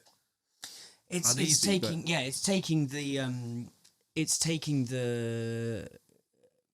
There will be little moments of hiccups or annoyances, but you'd much rather have those little moments than there be no restlessness at all. And I think the analogous way of looking at this is I interviewed a chef, and I was talking to him, and he was basically saying, as you get bigger, or as his brand's got bigger, the chef doesn't need to be in the kitchen all the time. He doesn't have to be on the pass every service. It's just impossible. But there's a vibe, and the sous chef knows it, or the sales director, or the finance director knows it, that there's an omnipresence of ex-chef or ex-founder or Julian Metcalf that's kind of there. Yeah. And Julian does a great job of doing it. Like he has one of Steve Jobs' original or Apple's original computers in the foyer at the Itsu office as you walk through, and it's in this like box, right? That is a great example of, he may be anyway, could be on a beach, but there's whenever an employee walks past that, it's a great thing of like, just push the limits. I'm trying to think of some of the things he said, like lead by example, like that is leading by example, even when he's not there. And I think that's a great example of someone who's done it well. But then he also talked about, I've had he said I have instances where someone's come in with brownies and he said, look, what the fuck are you doing? Have you actually bought these brownies in and they're not good enough? And that's an example of where you've got the beautiful side of it with the Jobs and computer, but then the chaos of it, which is, oh, you know, what the fuck are these brownies kind of thing. Yeah. But I think you need that both, and it's a hard thing to do. Let's talk about green and blacks. Let's talk about Craig, as we were talking about when you walked around the farm, and that this kind of links onto this keeping the founders omnipresence, because you said to me when we were walking around, we'd send our new employees to go and spend a day with Craig and then kind of get to know about the ethos of the brand. Here it says the brand was founded by a hippie called Craig. Talk to me about Craig. Yeah, I mean, I don't know whether he was a true hippie, but I mean, he was of the hippie era, American.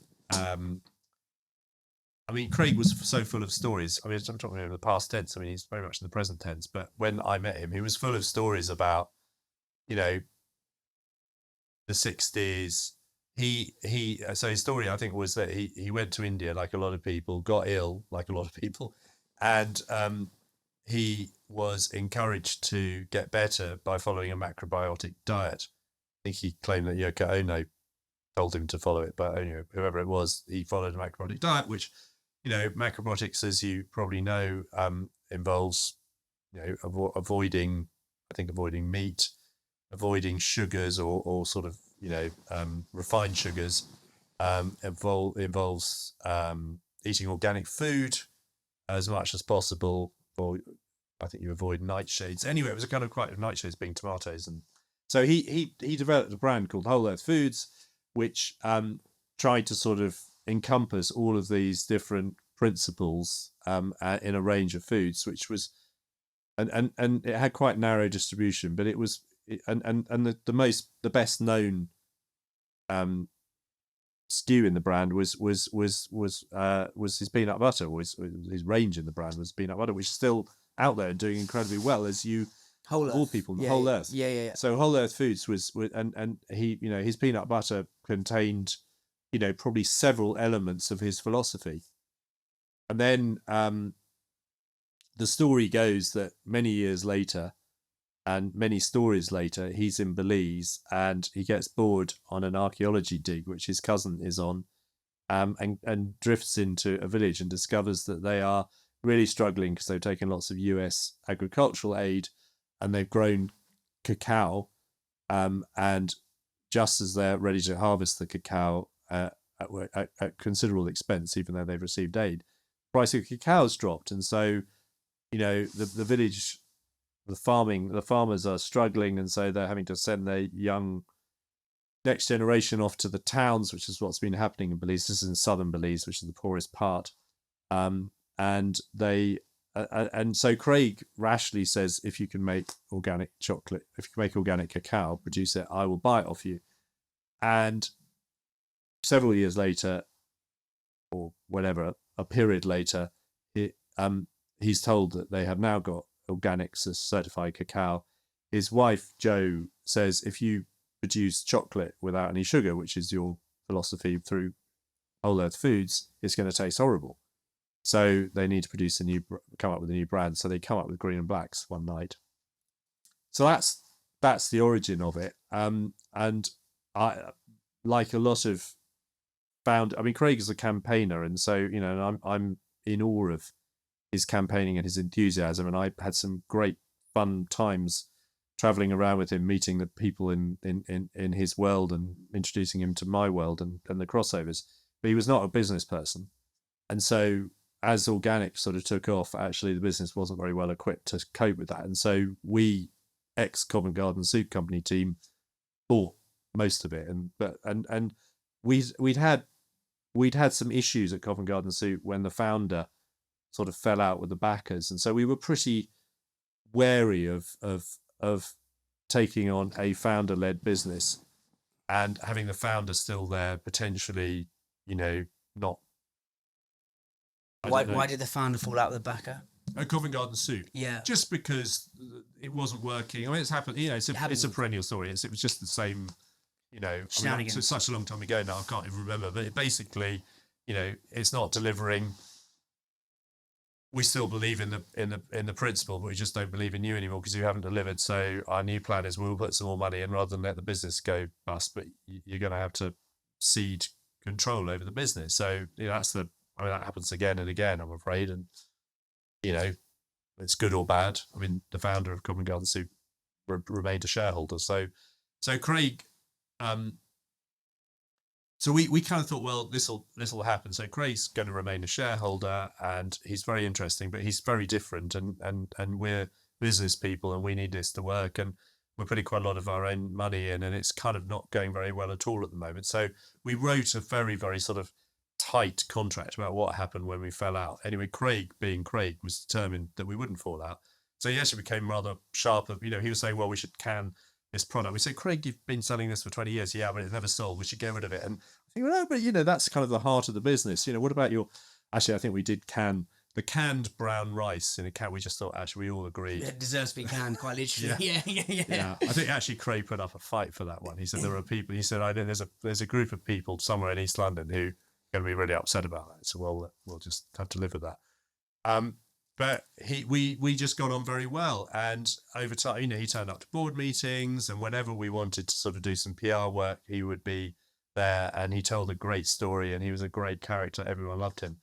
And as you said, as we got bigger and as we recruited more people who tended to come from larger business, and we, you know, it's really tricky trying to get people who perhaps worked at, I don't know, Nestle or Unilever for most of their probably quite short careers. Trying to get them to understand this is a very different business is quite difficult. I know that from other places. Sending them to Craig for half a day or a day in the Portobello Road and listening to his stories, you know, didn't need to do anything else. They just realised they had crossed the Rubicon. They had arrived in a different place where, you know, different priorities existed, where, you know, purpose was what it was all about, by trying things, you know, cutting corners, doing all the things that entrepreneurial businesses need to do. Just hearing his stories was a great way of, you know, initiating people into the world of whole earth and green and blacks. Well, what eventually became just green and blacks. So, you know, that's a happy story where retaining the founder and the founder's sort of ethos was highly productive. And I think I see businesses where the founder is missing and their DNA is missing and their vision is missing, and it's hard. It's hard. You can try and cultivate you can try and cultivate it, and of course, you know, an alternative one can develop. But if it's developed by people who weren't there at the beginning, who didn't know what it was for, it's difficult. It's difficult. You know, I rely, because so much of my time in business, I've relied on somebody who cares so passionately about the brand that they just say, we're not going to do this. Even though in every other respect, it looks like a great idea. We're just not going to do this. This is not, you know, Louise is that person. Louise just knows what we can and can't do. I mean, she might say, we're going to do this, and someone else says, no, we're not, because we're not going to make any money out of it. I mean, you need that as well. But having somebody who we had that at Covent Garden Soup. It wasn't actually the founder. It was it was an amazing person who became a close friend of mine called Caroline Jeremy, who taught me pretty well everything I knew about food. And she trained at LADEN, and she was our brand champion and curator, and also values curator and whatever. And sadly, she died too young. But she did that for us, so we could sort of plow on, knowing that you know, it was all okay. She went away for 3 weeks. I think maybe it was our honeymoon, and we launched pasta sauces, and they weren't very good. And she didn't really, you know, we weren't really allowed to sit down for about a year afterwards, because we'd sort of, you know, we'd got them into Sainsbury's and we needed to launch them, and we couldn't get them perfectly right. And so we launched them, and we never really recovered from it. And she just said, you know, you're losers. You launch these, you know what's right. And I went away for 3 weeks, and I kind of, you know, you need someone. They don't need to be the boss. She wasn't the boss. I was her boss, but she was terrifying, and she was terrifying when things like that happened anyway. Reminds me of the conversation I had with George yesterday, again, talking about the Beatles, and he was talking about having having somewhat. So George Martin in the Beatles, he was the producer, was almost like the mellower, and the one that could like calm down their craziness. And we've talked a lot about kind of, you need the restless founder and the energy and the storyteller and the why. You know, send people to Craig and you get the storytelling and the why, and like, but then you need someone to ooze it out. And even George was saying that when Jay Rayner walked into the restaurant to see the review, George was the chaotic founder going, and then Tom, have you met his head chef, Tom? I think I have. I mean, I went for a curry with him last night. Yeah. The coolest cat on the planet. Apparently, he's like, cool. Yeah. And then it's like, it's really interesting. So say there is a founder listening to this. What are you looking for if you're trying to hire that not necessarily mellower is maybe the wrong word, but the. Well, I mean, the founder may not be the kind of mad, founder that we've kind of sort of underlies our assumptions here. Is it? I mean, the founder might be somebody just with a good plan. I mean, I think you just to widen your question. I think what if I'm right that a management team is more than one person, and you're one person at the moment, who should the second person be? They need to be complementary. And so if you're the kind of chaotic founder, then you definitely need somebody who is a more stable, kind of calmer, but not someone who's sort of permanently at war with you and creates factions in the business. You need to be collaborative. They need to value your chaotic, restless, new ideas every 6 seconds approach, and you need to respect their calming, perhaps slightly slowing down, lack of pace, whatever it is that you need to see how they complement. I mean, those are the best teams. What else do you think makes if we had to put this through like a team sheet analogy like the rugby at the beginning, what else do you think makes a really good senior leadership team across, again, you've worked with so many food businesses?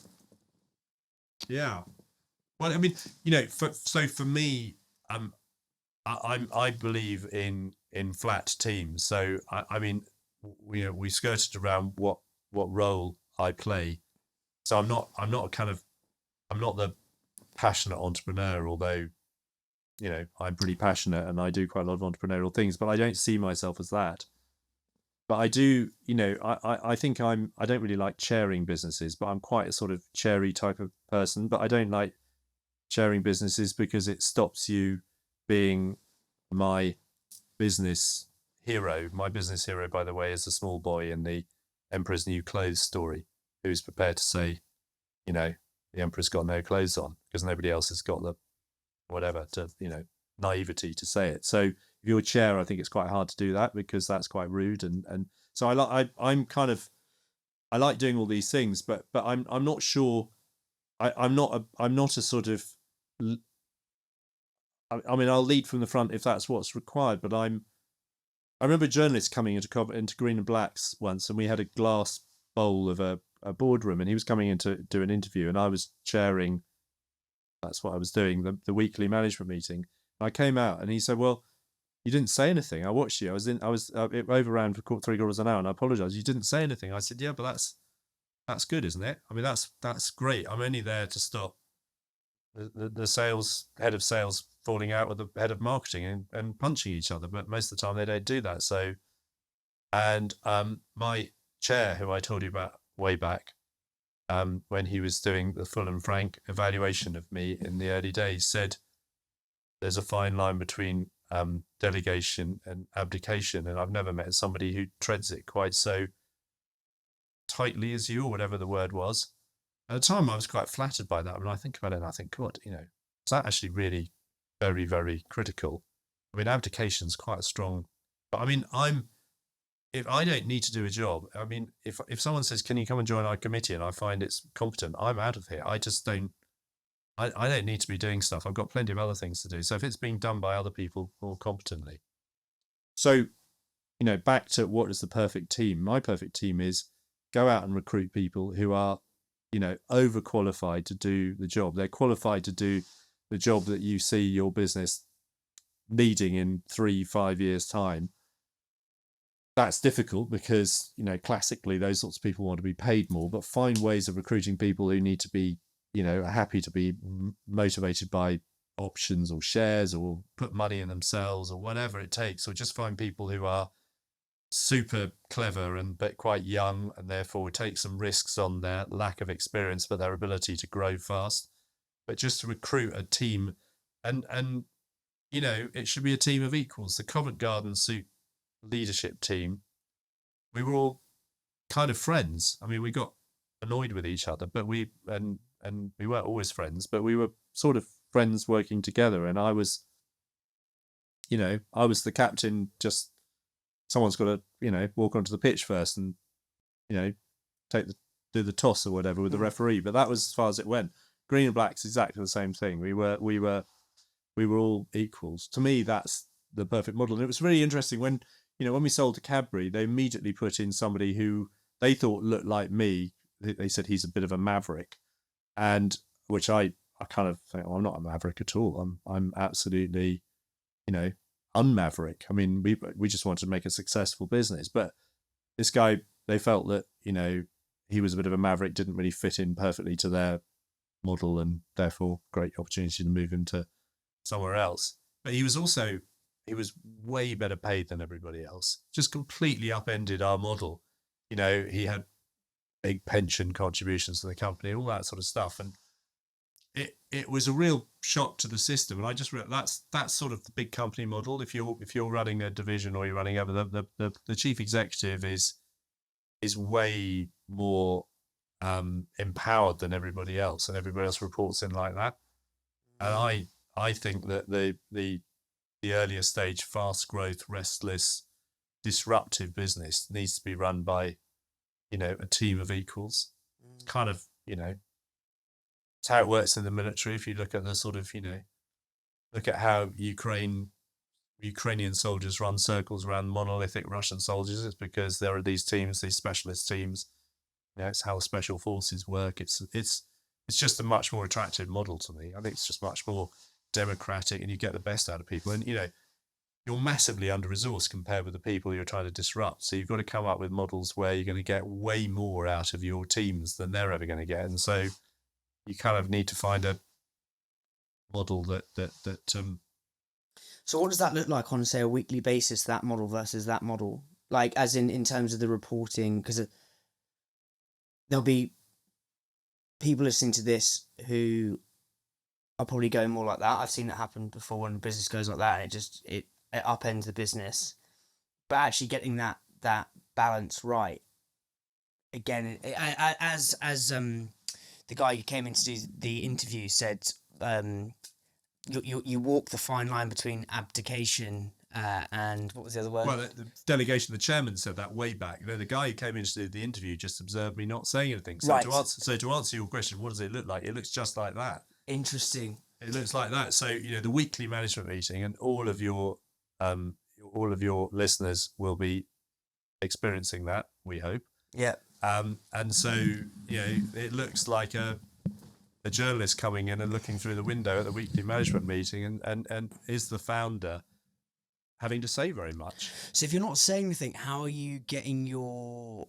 Say you have got really... Say we're just play role play here, but say you're in a meeting and something is going wrong, and you've got the urge to say, no, that's going wrong. Like, how do you kind of observe and let the team do that? Because again, that's more of an art than a science. Yeah, well, it is. But I mean, you know, occasionally you do have to do that, but you hope that over the years that your views, you've expressed them, and so they're fairly clear. But I mean, if you spend every weekly management meeting expressing your firmly held views, which you for some reason haven't expressed before, then there's a problem. I mean, everyone should know what your firmly held views are as the team leader, as the boss. I mean, of course, new situations arise, and then you do have to, you know, express them. But most of the time, I don't know. Most of the time, for me, it's about getting other people to take responsibility, and realizing their responsibility. Because as I say, that is the energy. That's how you get a under-resourced small business to outperform the very competitive market they're trying to compete in. And it's not just the senior leadership team; it's everybody else. I say to people, the most important person in the business is the person who joined last week, because they had a choice and they decided to come to us. Why did they come to us? Ask them at the end of their first week whether they're as excited about their choice as they were when they first arrived. Hopefully they were excited when they arrived. If not, what went wrong? Make damn sure you get that right very quickly. Don't ever let anyone say when the new enthusiastic joiner says, I think, have you thought about doing this? Don't ever say, yeah, we tried it last year, it didn't work. You might say, what a brilliant idea. Why don't you have a look why don't you work on that? And by the way, I think we have tried it in the past, but we probably just got it wrong, or our timing was wrong. Just try and get everybody to feel like this is their business. They have made the best career choice of their life by coming to work for us, whatever that involves. And, that is not best achieved by having a shouty founder banging on about what their vision was 5-10 years ago. It's the vision needs to have seeped into the atmosphere, and anyway, the vision needs to evolve. But as I say, the most important person is the person who's just joined, who knows your products, who's probably a consumer of them, has taken the bold choice to leave the safe haven of a much bigger business, usually, to come and work for you because they love what they think you are expressing. And what they think you are expressing is more important than what you originally thought you were going to express when you started. That's so helpful for people listening. It's like, as we've said, that the vision needs to evolve and become malleable, and that's what Julian does really well. But actually asking the person, I think a lot of businesses would look straight at the senior leadership teams like, we've got to come up with the ideas. Like, no, just ask the new person who joined, because that's a completely fresh pair of eyes, but interested eyes, that will then unearth interesting insights. That's insane. You said, I regret selling green and blacks to Cadbury. It was a mistake, a great shame. I can see that now that Cadbury has pretty much disappeared, brought out by Kraft, and now Mondelez. I wish I'd kept hold of it. What did it feel like when the money dropped in the bank account when you'd sold green and blacks? What was that feeling like? Well, I'd done that once before, so that kind of that loss of your baby probably happened at Covent Garden Soup. So I was a sort of old hand when we sold green and black. So in that sense, it wasn't a shock, because a lot of founders just never get over losing control of their baby. Yeah, because it's mad. Just quickly to talk on that, because everyone listens. A lot of people listen to this because they dream of the big exit. Yeah. But every person I've sat opposite who's had the big exit says it's the worst day ever. Yeah. What? Well, I mean, because you put so much into it, so it's not. I mean, I'm sure some psychologists or psychiatrists could tell you why that is obviously going to be the case. Yeah. That doesn't mean to say it's the wrong thing to do. And yes, I did say that about green and blacks, and I stand by what I said at green and blacks. But it doesn't mean to say I think you should never sell a business, because I think sometimes it makes sense to sell a business. It just didn't make sense with hindsight to sell green and blacks, and there's a reason why we did, and why, by the time we did it, we didn't have much choice. But I mean, I think there are other businesses where you reach a sort of natural stage where somebody else can help it grow to the next level, and that's fine. And I think, people like me, I'm getting a bit old now, but people like me can then use our energies that probably are best deployed at an earlier stage in the business, again, somewhere else, if you haven't run out of steam, and I haven't quite. So, I'm on to version 4 now. And plus I do it in a lot of other places as well, but, very part-time. So I'm not anti-selling, because I know that's important to a lot of your listeners. But it's a wrench. It's a wrench, and you're running it. It's all important. Everything, even if you're not noisy and shouty in your management meetings, you kind of feel you're in control. And suddenly somebody else marches in and they're in control now. And green and blacks was, Cadbury bought green and blacks for all the right reasons. And some not so good reasons, but they were not fundamental. They bought it for the right reasons. They really, the Cadbury were originally a business that supported its labour force. They were the great pioneers of decency amongst Victorian workforces with Bourneville and all of that, but they probably hadn't back in the day thought too far about their supply chains. And then, we arrive on the scene and people like us doing fair trade, and they really got behind all of that. In fact, we were only fair trade in some of our products because it was so difficult to be organic, fair trade, all these different things. And they took it much further. They were really supportive before and after they bought the whole business in working with our sourcing program. So they were a great new owner in that respect. So the problem was more about us, is we didn't need to sell it. We sold Covent Garden Soup partly because we had a venture capital shareholder who need an exit, and they'd sort of been in for quite a long time. Actually, they weren't putting us under a great deal of pressure either. But also, I think we had been involved from the start, quite a long time. We'd taken a business that was not performing very well. And actually, we were part of the problem initially. We had been allowed to stay around long enough to correct that and turn it into a very successful business. And I guess the sort of final bit of the story was we should be involved in a successful exit. And so that was why we did it. And I think we felt good about it. I mean, it's not, we could have done other things with it, as I said, but by the time we sold it, it had probably reached a natural sort of end for us. Green and Blacks was this amazing brand. It was a force for good. It had great aspirations. It was pretty profitable, and because we had real difficulties selling Covent Garden Soup, we wanted to sell it, and we'd actually hired Goldman Sachs. We're probably their smallest ever client, and we'd spoken to all the people who'd expressed an interest in buying us at Covent Garden Soup. And one by one, they fell by the wayside until we had no buyers.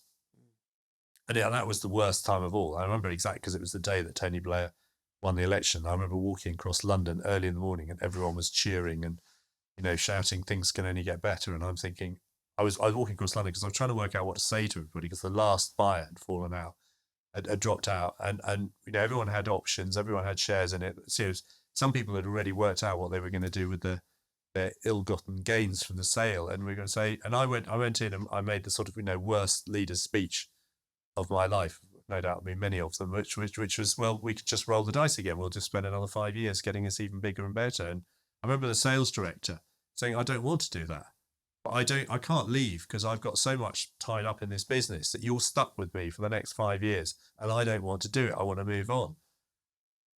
Anyway, we fortunately found a buyer who was prepared to pay quite a high price. I mean, sort of as high a price as we had hoped before. So we did get out within 6 months of that all falling apart. But it was such a sort of traumatic period, one of the many traumatic periods I've had in these roller coaster early stage businesses. I feel my heart rate going up again.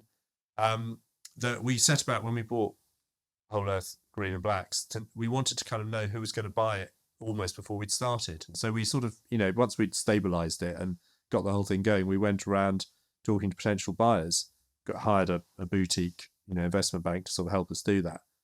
And we found that actually there was one very good buyer for Whole Earth, and Cadbury had no interest in Whole Earth. I mean, they said if they had to, they'd take it, but they wouldn't put much value on it.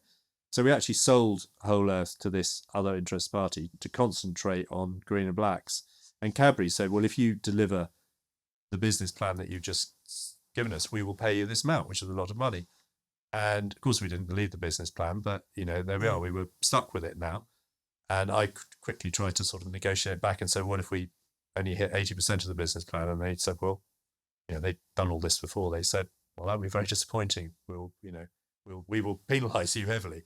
So actually, what were the numbers at this point that you had to hit?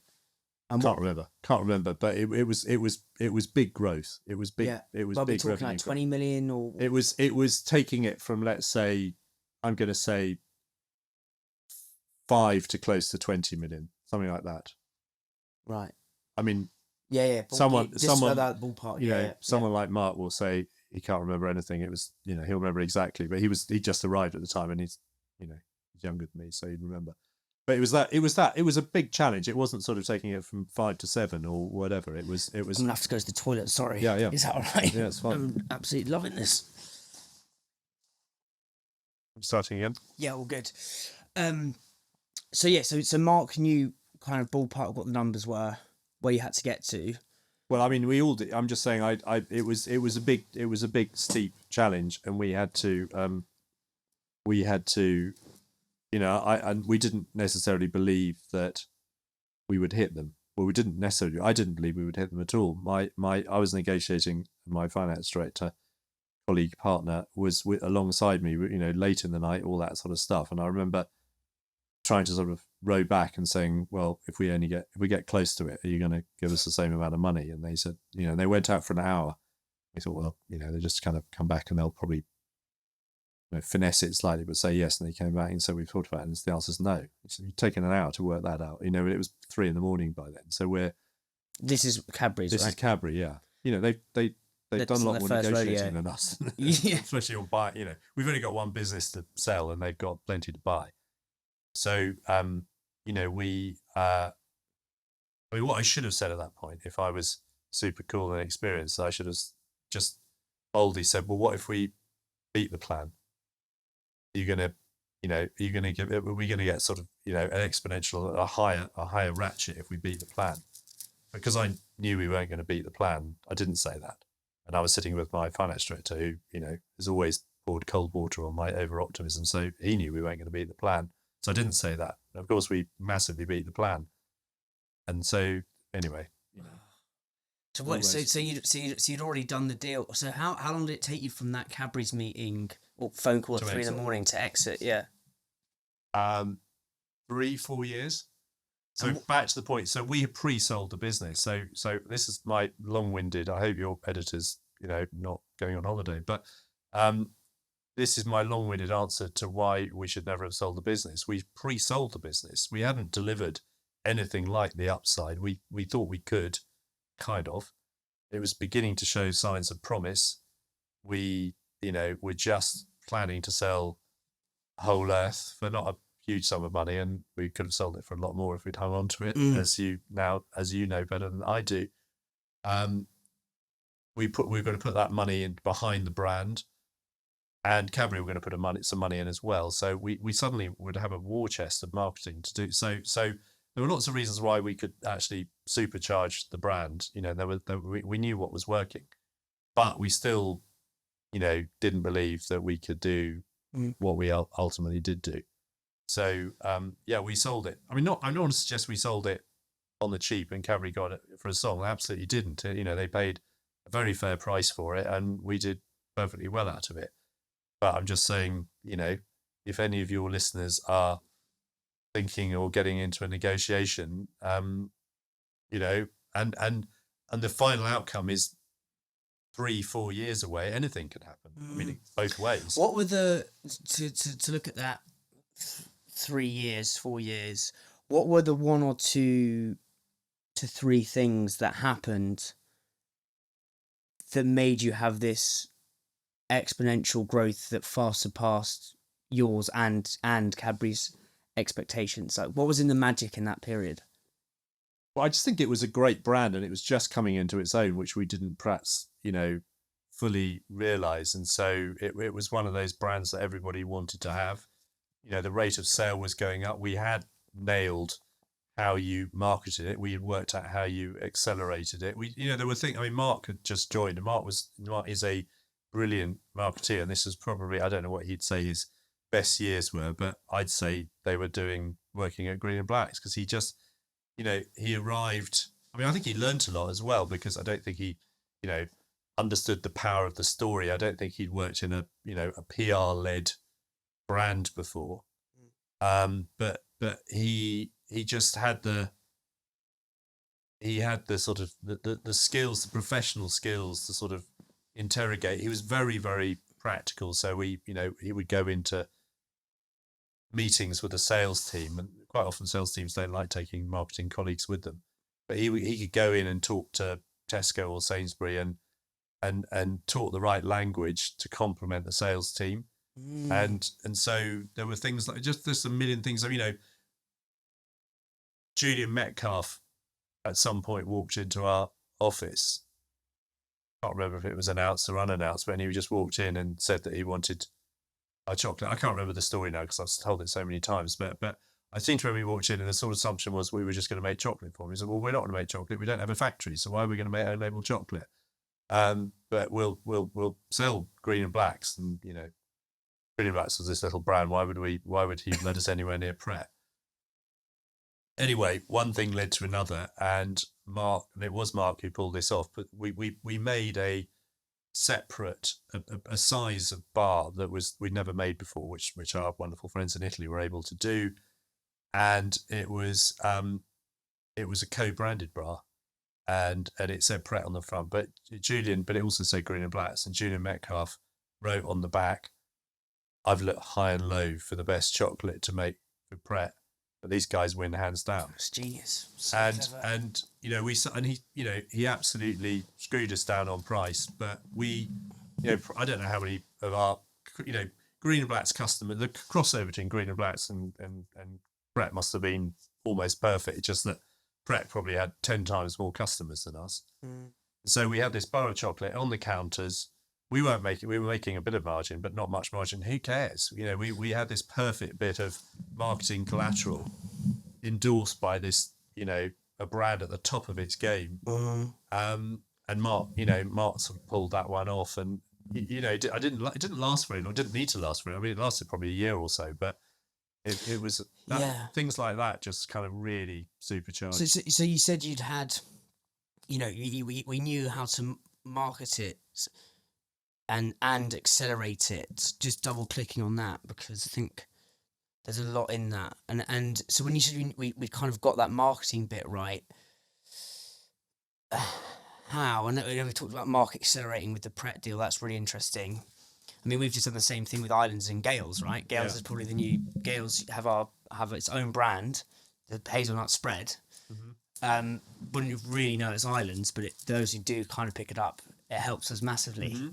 Especially when we're trying to pitch to Waitrose, because we're saying to Waitrose, it's like, look, mate, well, not mates, but like, you know, your customer's going to the Gale shopper is going to probably be going in to Waitrose after a coffee. So those little things help. But when you said you got the marketing right, like, what do you mean by that?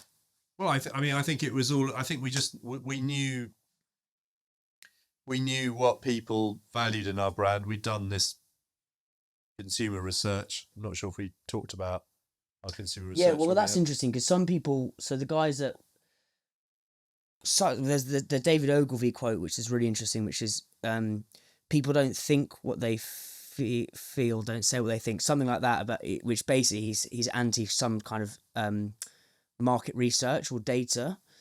What would you say is what's your take on using market research? Because otherwise it can become decision by committee. I completely agree. I'm so with that sentiment. I'm so, you know, and so much market research is commissioned to cover asses. So people say, you know, it did well in research. Just not interested in that at all. Of course it did. I mean, you know, you're going to offer a, you know, product that's twice as good as the one that's on the market already. Of course people are going to say they're going to buy it and they're going to pay more for it. I mean, what did you? So I'm only interested in knowing why people did something, because, you know, that's fact. Why people did something, or why they didn't do something. What were you asking in those research? So we asked, and we didn't have any money. So, you know, it's much easier when you've got no money, because you can't afford market research. So you're really tight on the questions. So we could afford 4 consumer groups. We recruited women between 25 and 40 across all of them, because they are the predominant chocolate eaters. I love saying that, because, you know, if you've got a room for people and everyone looks at the 25-year-old women and thinking they're eating all the chocolate. But it's true, they are the great lovers of chocolate. I mean, I'm sure there are many other groups as well. But so we had 4 groups. Two of them were people who, what was it? The groups that I was most interested in were those that were consuming organic products, but were not eating organic chocolate. Let's forget it. I can't remember what the other 2 were, but they were sort of, you know, kind of whatever, another group to sort of test to get alongside it. But those two groups are the ones, and I went to one of the group gatherings and sat on the wrong side of the window and watched the facilitator talk to this group of women one evening and ask them about their lifestyles. And they were chattering away. It was a nice, beautifully facilitated group. They were chatting away about their organic lifestyles, organic in the broadest sense. But, they went to the gym. They really careful about what they ate for breakfast. It was organic this. So, organic this. We're back in the early 2000s now. So organic is sort of new and kind of misunderstood and whatever, but it's sort of fresh. And so they eat organic food and they lead healthy lifestyles. They're not sort of unimpeachable in what they do, but they're kind of broadly. And then the facilitator said, what about chocolate? Do you like, well, we know they like chocolate because they've been selected for that. Do you like, oh, well, no, I wouldn't eat organic chocolate. And they all started chatting about why they wouldn't eat organic chocolate. And the facilitator sort of started casually handing out some of our chocolate, obviously unidentified chocolate, and they all started eating it. And, the chat sort of died down and someone said, well, this is nice. What's this? And, and then they all said, well, yeah, it's really good, isn't it? Anyway, she said, well, it's organic chocolate. It's green and blacks. And that was one of those moments. I mean, whatever it cost us, we could have paid 10 times for it. That was the moment when we realized that we were completely getting up until then, green and blacks was this worthy brand. It was Craig's packaging, which we might have modified slightly, but it was all around, we're here to save the planet. We're here to pay decent wages. We're here to do this. And, our packs were so chocker with information. Yeah.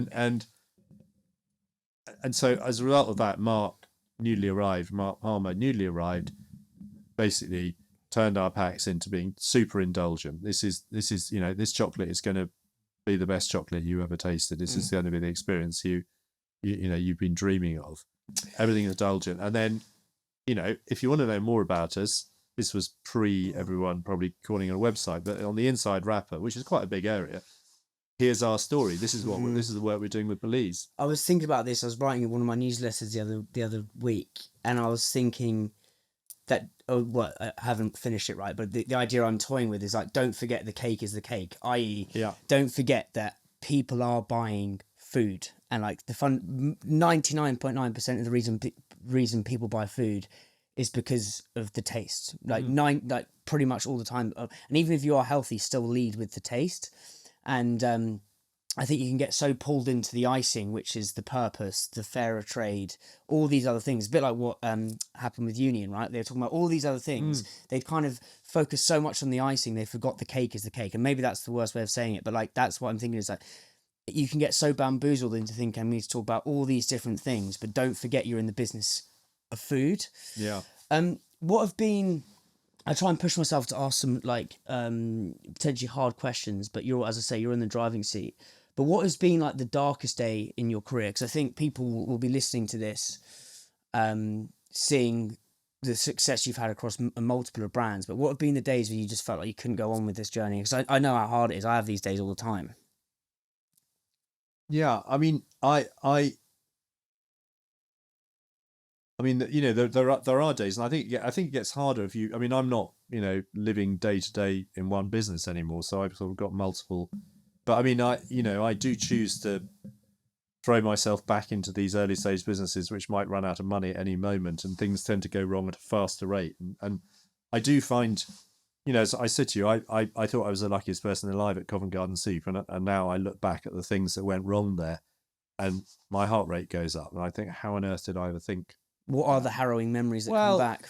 I mean, the underlying ones were just the constant fear of running out of money, except we didn't fear that because we just knew that we were going to get it right in the end. But it was hell. But there were one-offs, which I really hope don't happen to anybody else. But, we've had terrible factory accidents, which has left me, well, one of the reasons is I'd rather not have a factory of my own. I'd rather leave factories to other people. And I go into factories and happily I work with businesses that have got very well run ones. But if ever I'm directly, I mean, health and safety for me, I think people have a fundamental right to go home safe. And factories are dangerous, and people doing repetitive work. I mean, we work on a farm, and actually farms are particularly dangerous, but they tend not to be repetitive. So people tend to be much more careful in a way. Whereas in factories, people get bored and repetitive. And so I think you have an even greater responsibility as in charge of the manufacturing side to prevent boredom, enabling people to do stupid things for themselves and not rely on them to do it, even though they are ultimately responsible. So, I have seen that happen enough to leave me scarred by it. I mean, Covent Garden Soup, you couldn't have made up the things that happened to us. We had a major arson attack just before we opened our second factory at the peak season, sort of February, when we were already bursting at the seams, and somebody decided, it turned out to be an ex-employee. What did they do? Just set fire to the factory. I mean, we actually managed to get it going again quite quickly. There's a huge amount of damage, but we actually managed to get it going again. So what do you say so you look in the mirror that night or that morning, what do you say to yourself? I don't know. I was quite sort of sanguine about these things in those days. I mean, now, this stuff happens. I mean, you kind of, I wouldn't mind a quieter life, but things sort of, if you go into this world, things go wrong. That went wrong. We had an extortionist. I mean, we had an extortionist decided that they wanted to. So what is an extortionist? An extortionist is someone who extorts money out of you. Oh, sorry, yeah. So a blackmailer. Yeah. I probably don't want to talk too much about that because, you tend to create copycats, but, people, it is fairly well known that people think that they can extort money out of food and drink companies by, threatening to contaminate. And we had a very sophisticated one way back. And I had, whichever business it was quite advanced, and I had everything riding on it. And then this threat came, and initially I didn't take it seriously. We were one of several businesses, and several of them were way bigger and household names, which I won't talk about. But it was 6 weeks of hell. And the Metropolitan Police were amazing, but I kind of went into a sort of dark side of policing that I didn't know existed, or dark side of crime that didn't exist. I mean, it was when it all resolved itself in a way, it was hilarious. I mean, I could turn it into a film, but I wouldn't want to do that again. So all these things happen, and you think, this is all I'm trying to do is make nice soup and chocolate for people, but yeah, I mean, there's just so many setbacks. I mean, there's simple, you think you've got a listing with somebody and then they pull it. You think you've found a new investor in a business, and then at the last minute they walk away, and it's bad enough for yourself, but you've got to go out there and be positive about it with a team of other people. It's sort of, that's, I mean, every job, every activity involves massive setbacks, but I think you expose yourself to them more if you get involved in this early stage world, because you're just buffeted around by events, by people. You have very little control of your destiny, even though it's all about controlling your destiny. It's why you do it, but you're trying to disrupt this big, part of this very, very big system, and this very, very big system most of the time is dominant. Yeah, for sure. When was the last time you cried? I mean, I'm not a great. I mean, I sort of cry when over films and things like that. But I mean, when was I can't remember when I last cried. Other than tears running. But I mean, when do I feel like crying? Most days probably. No, I can't remember. I can't remember. I do remember actually feeling utterly miserable. I told you about working in the city. When I worked in the city, and I had great friends in the city, and my employers were tolerant, and I had an amazing time looking back on it. But I do remember being here one Sunday thinking, oh my God, tomorrow is Monday. I've got another 5 days of doing this thing that I can't imagine where it fits into the rest of my life. And I loved it here because here being, you know, in the country with growing vegetables in the garden and cooking, and I'm in my 20s, and you know, I'm a farmer. Why would I not love being here in the country? And this part of the country is beautiful. So I love being here, but it was more about going back into the fray of this life. It just makes no sense to me whatsoever. And I do remember kind of, if I didn't cry, I felt like bursting into tears when that moment struck me. One thing I read was that your brother had passed away when he was like 10 years old. Yeah. How did that impact you, or how does that impact you? Not, I mean, you know, he was ill for a long time, and so I knew he was going to die. And my parents were amazing. I think, you know, how they coped with it. Look, you know, as a father of, well, grown up children now, but as a father of children, I mean, I took it all in my stride, which must be entirely down to my extraordinary parents who managed the whole situation. It was very, very normal. How did they manage it? Well, they just, you know, they had a child. I mean, he was very ill. He had a, you know, genetic disorder, which we never actually worked out what it was, but I think we know what it was because when we had children, we checked, and the geneticist sort of, based on the symptoms I described what we thought it was. They diagnosed what they thought it was, and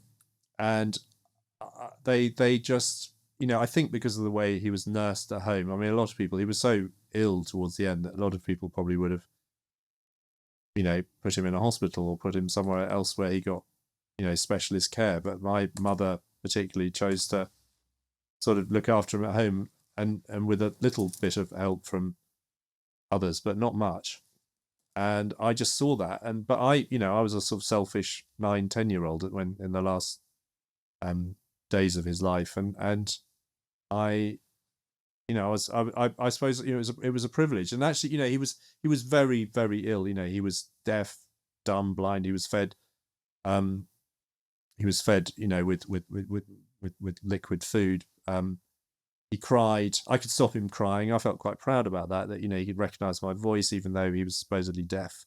He could recognize, feel. And what was really interesting, I thought, and nice is, you know, I was a little boy who had friends round to play, and you know, it's funny how children are very tolerant.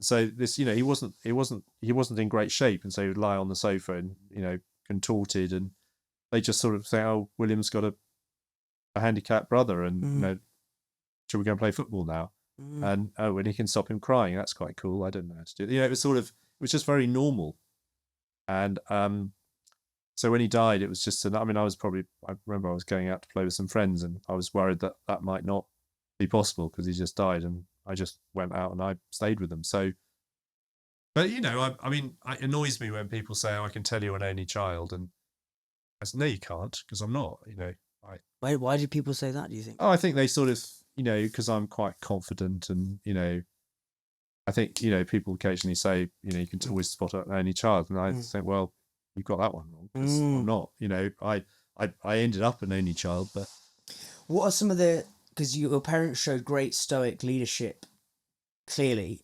and protection of you. What are some of the lessons, do you think, from that period that you were only 10 years old, so but like that you think you maybe even applied in some of the businesses you'd run? I don't know. I mean, I think it would. I mean, I am who I am, and that is very much part of me. But I can't sort of distill what particularly it was. I mean, I can, you know, my mother was a child. She sort of studied child psychology. So it was what would now be called a social worker. She ran an orphanage in her sort of mid to late 20s. They were called orphanages in those days, and you know, they were under-resourced as far as I can tell. I've read her sort of diaries after she died. She only died a few years ago, and in the end, she had a breakdown, and you know, we think this is all sort of part of modern life, but she basically, you know, if you're running an orphanage, you've got dozens of children who want infinite love, and you know, you're there trying to provide it because that's what you've been trained to do, and that's what you instinctively want to do, and it's impossible. And so unless there are safeguards, unless there are, you know, there's management who take you out of take you off the front line from time to time. You can only crash and burn. And so my mum clearly, experienced that, but she was just the most amazing. She understood why people did things. And so, if someone's being mean to me at school, she would always unpack it.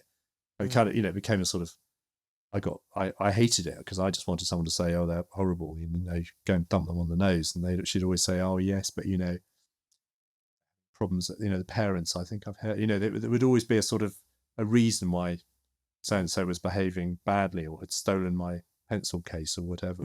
And actually, it annoyed me so much that I now do it myself. I'm always trying to work out why people do things. What are the motivate? I mean, it's fascinating, isn't it? I mean, what motivates? Work out why people do things. Well, that when we were talking about the market research. Yeah. You're like, I didn't want to know what. I wanted to know why someone makes a decision, and that's. So that's kind of one of the reasons why I carry on being in business, because I just like the word why. Why people do stuff. Why is this management team not working? Why is someone behaving like that?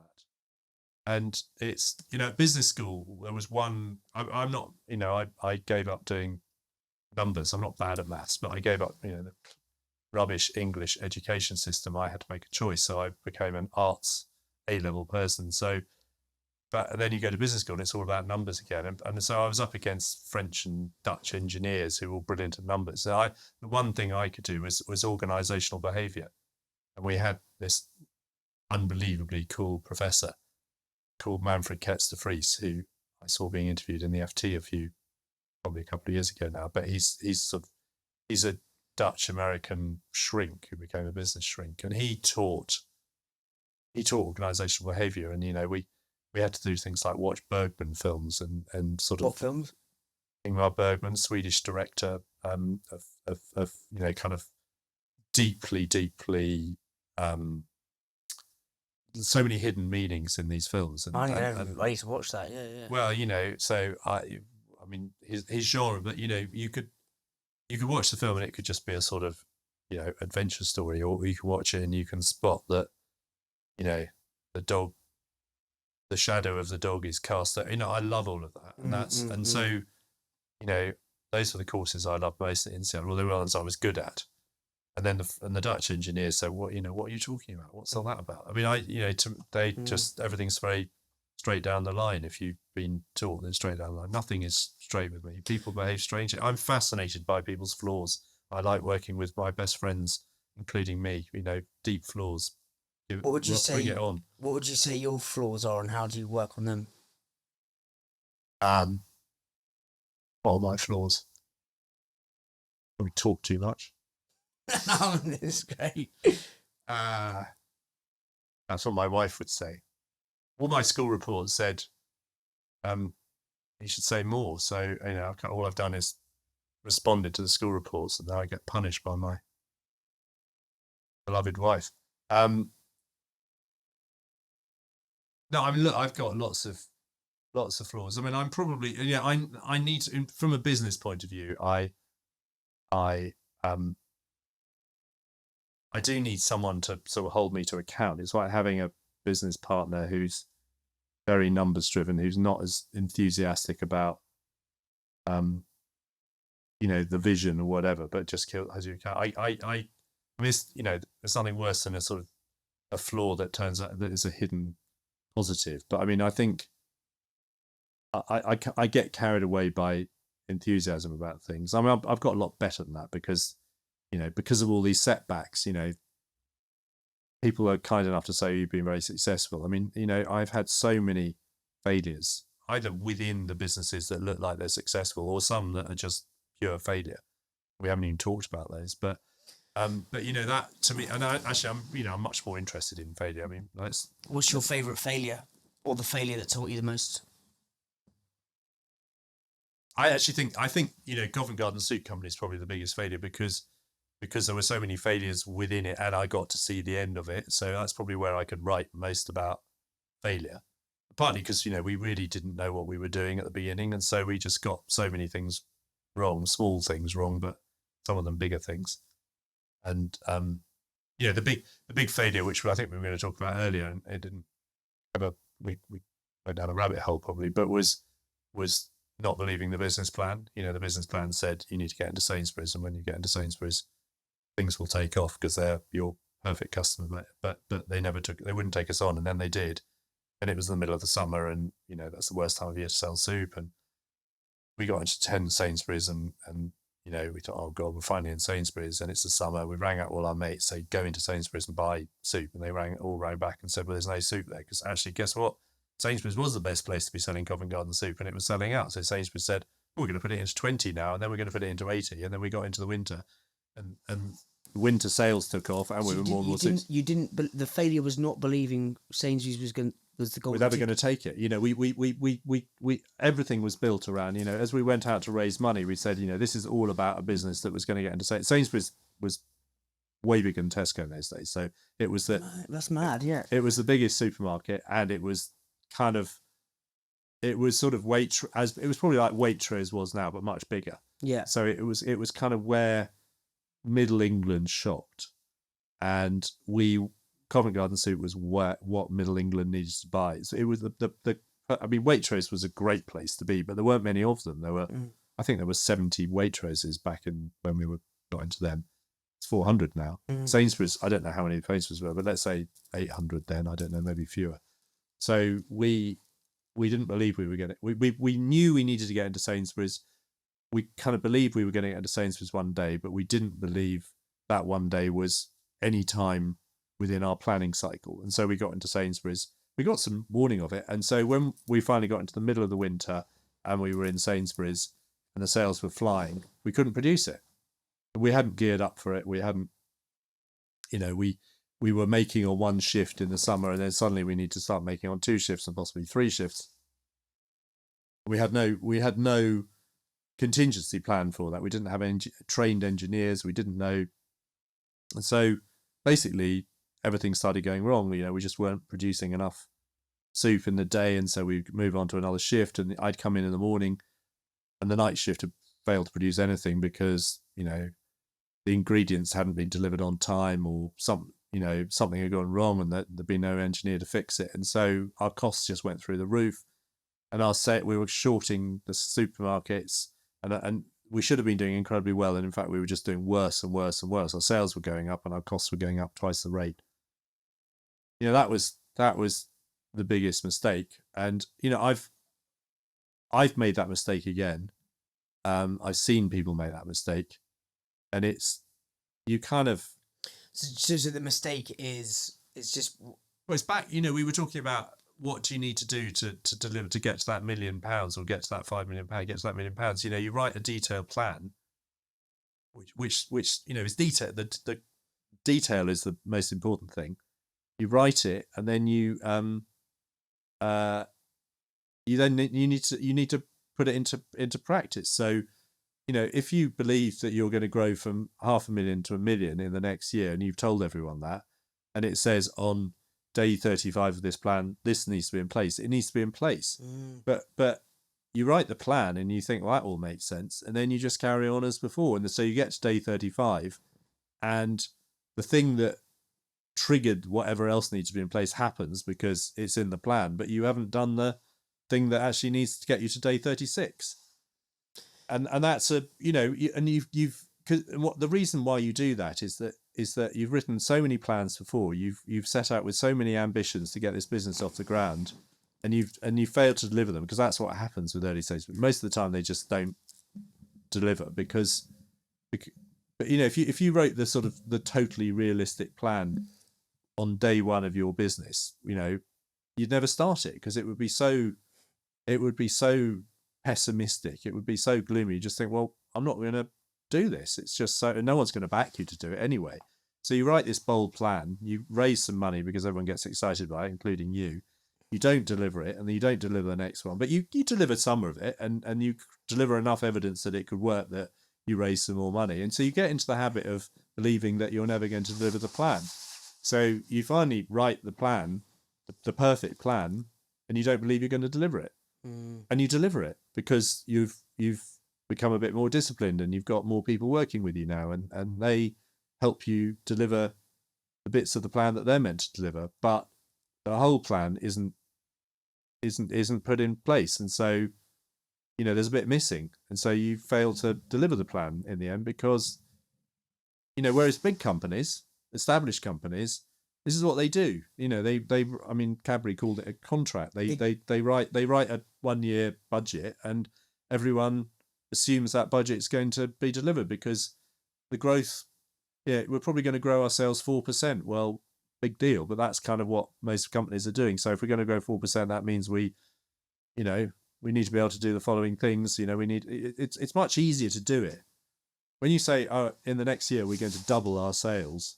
That's quite a bold plan, and it involves a lot of stuff that you've never done before. You don't know what it looks like. And it goes back to this donkey versus unicorn thing, right? Yeah. Is at the minute you almost need that naivety and to think like a unicorn to get the fucker going, right? Yeah. So you knew how hard it was, you wouldn't get going.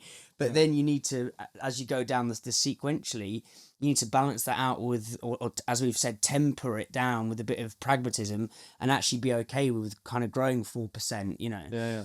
I want to wrap up and kind of finish where we started was kind of back with food.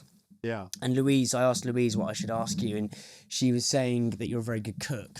And I'd love to know. So nice she said that. I thought she was going to say he's a complete tosser with it.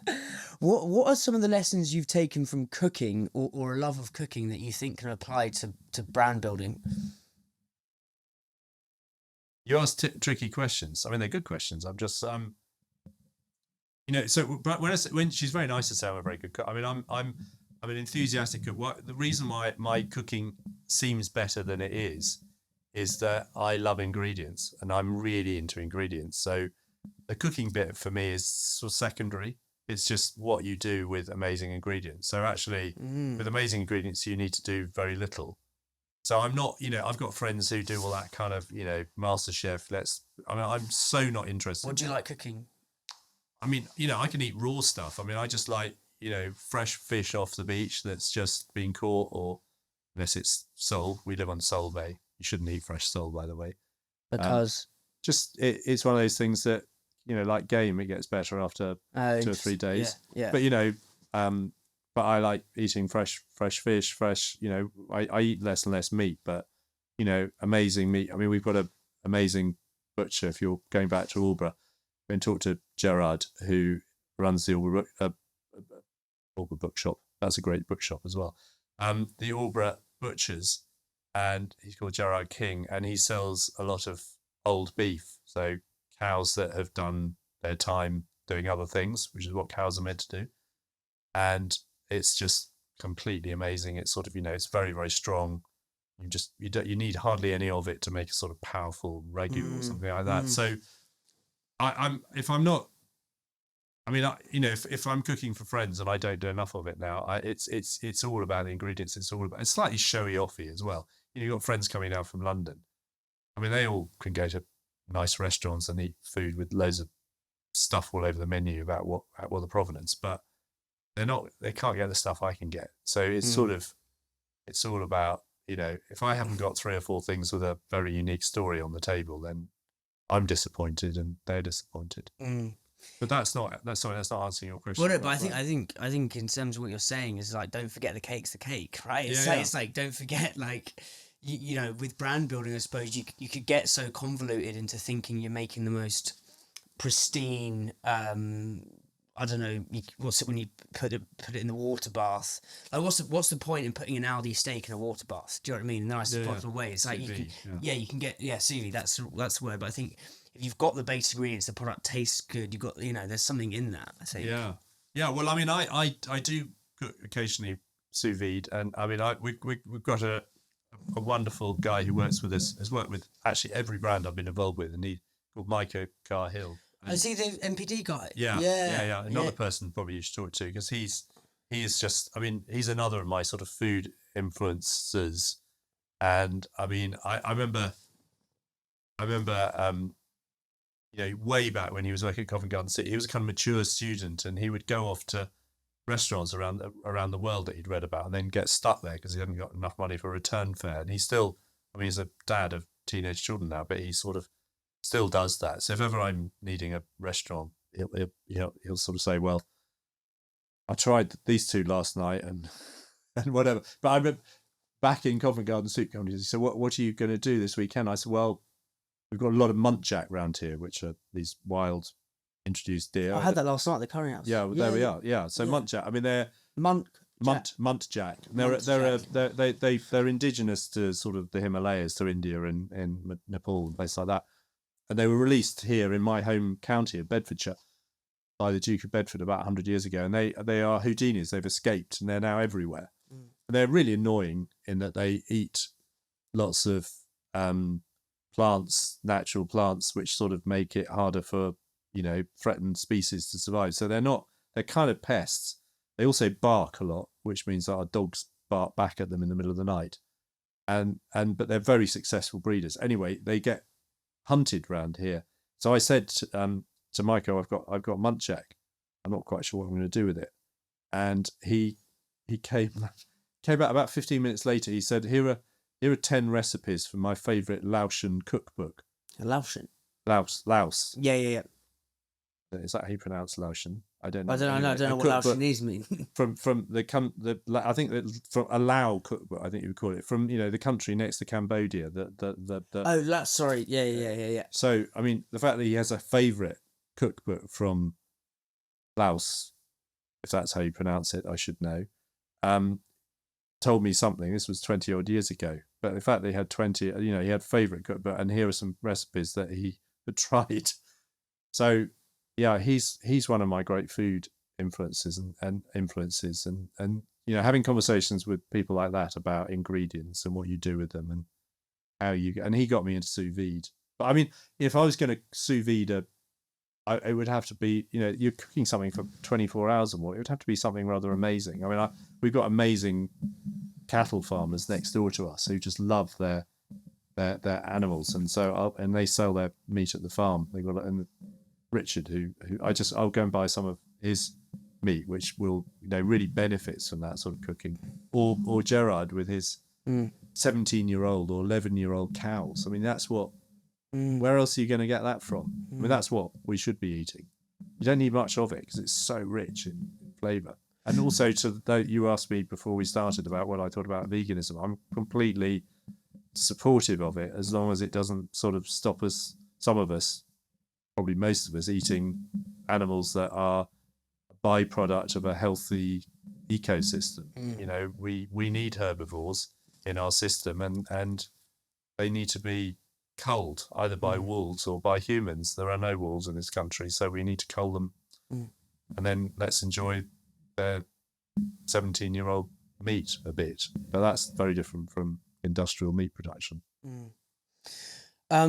I've absolutely loved this, William. I think final question. I love reading. Right, we're surrounded by books. There's been books everywhere. What's some of your favourite books?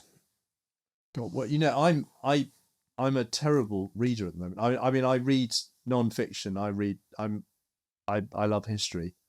So, but I've sort of got caught up in this, because I'm a farmer and I'm going to say a food campaigner, but more of a sort of food and farming campaigner. There's just so many books being written at the moment around how we farm better.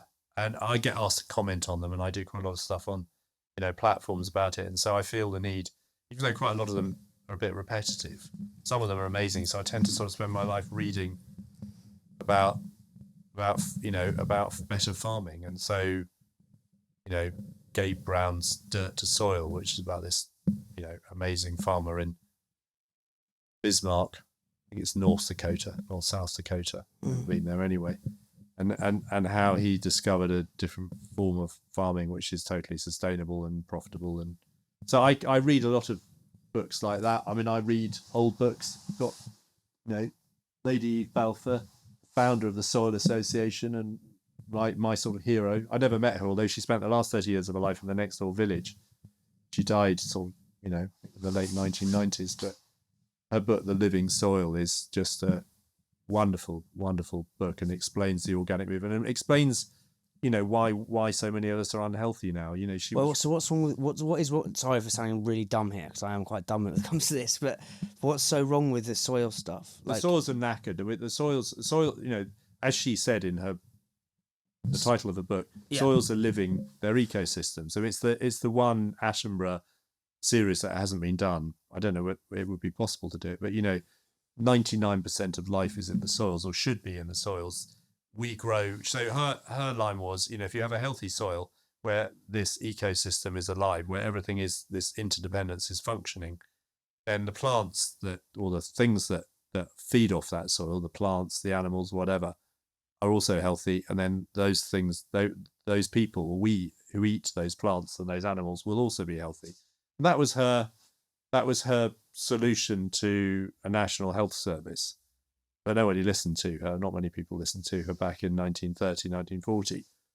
And now in 2023, we have a nation, and we have many nations, where the biggest cause of ill health is poor diet. It's not genetics. It's not old age. It's not whatever. It's just people are eating themselves sick. And her argument was, if you look after the soil and you eat things off the soil and you don't process them, you don't need to process them, you will eat yourself healthy. And one of her great sayings was, we spend too much time looking for the causes of ill health. We should spend more time looking for the causes of health. And there was never a more timely, but she said that 70, 80, 90 years ago. So that's that. I'm really interested. That's what I'm trying to do. That's a whole. Yeah, no, I was thinking we almost had that podcast before we even recorded this podcast this morning. Yeah. But we'll have to do a part 2, because that's a great whole conversation there. Well, it's a massive movement, and now it's not as massive as it needs to be, but there are so many people out there writing. People who've come in from outside writing books about it. It sometimes feels like it's all happening. There are conferences like Groundswell, which I thoroughly recommend you go to, which is in June. On just the north of London, near where I grew up. There's 7,000 people this year, all talking about regenerative agriculture and about the soil, and about how and about health, about human health and animal health, and so whole rafts of people, some of them who are coming together to talk about all this stuff. There's a kind of revolution going on to kind of counter the revolution that took place in the last century, which was all around, let's create more and more food. Doesn't matter what the quality of it is. It's all about feeding people with calories. And then it's been completely subverted by, probably a lot of it in a well-intentioned way, but it's been subverted to, and I'm not going to blame anybody, but it's been subverted to mean that so many of us are very ill because of our poor diets. Yeah, as I say, I'm gonna have to come back up to interview Alice and your cheese man as well, so we can. That's our podcast. Final question, which I ask all guests, is: what is one truth you wholeheartedly believe in that most people would disagree with you on?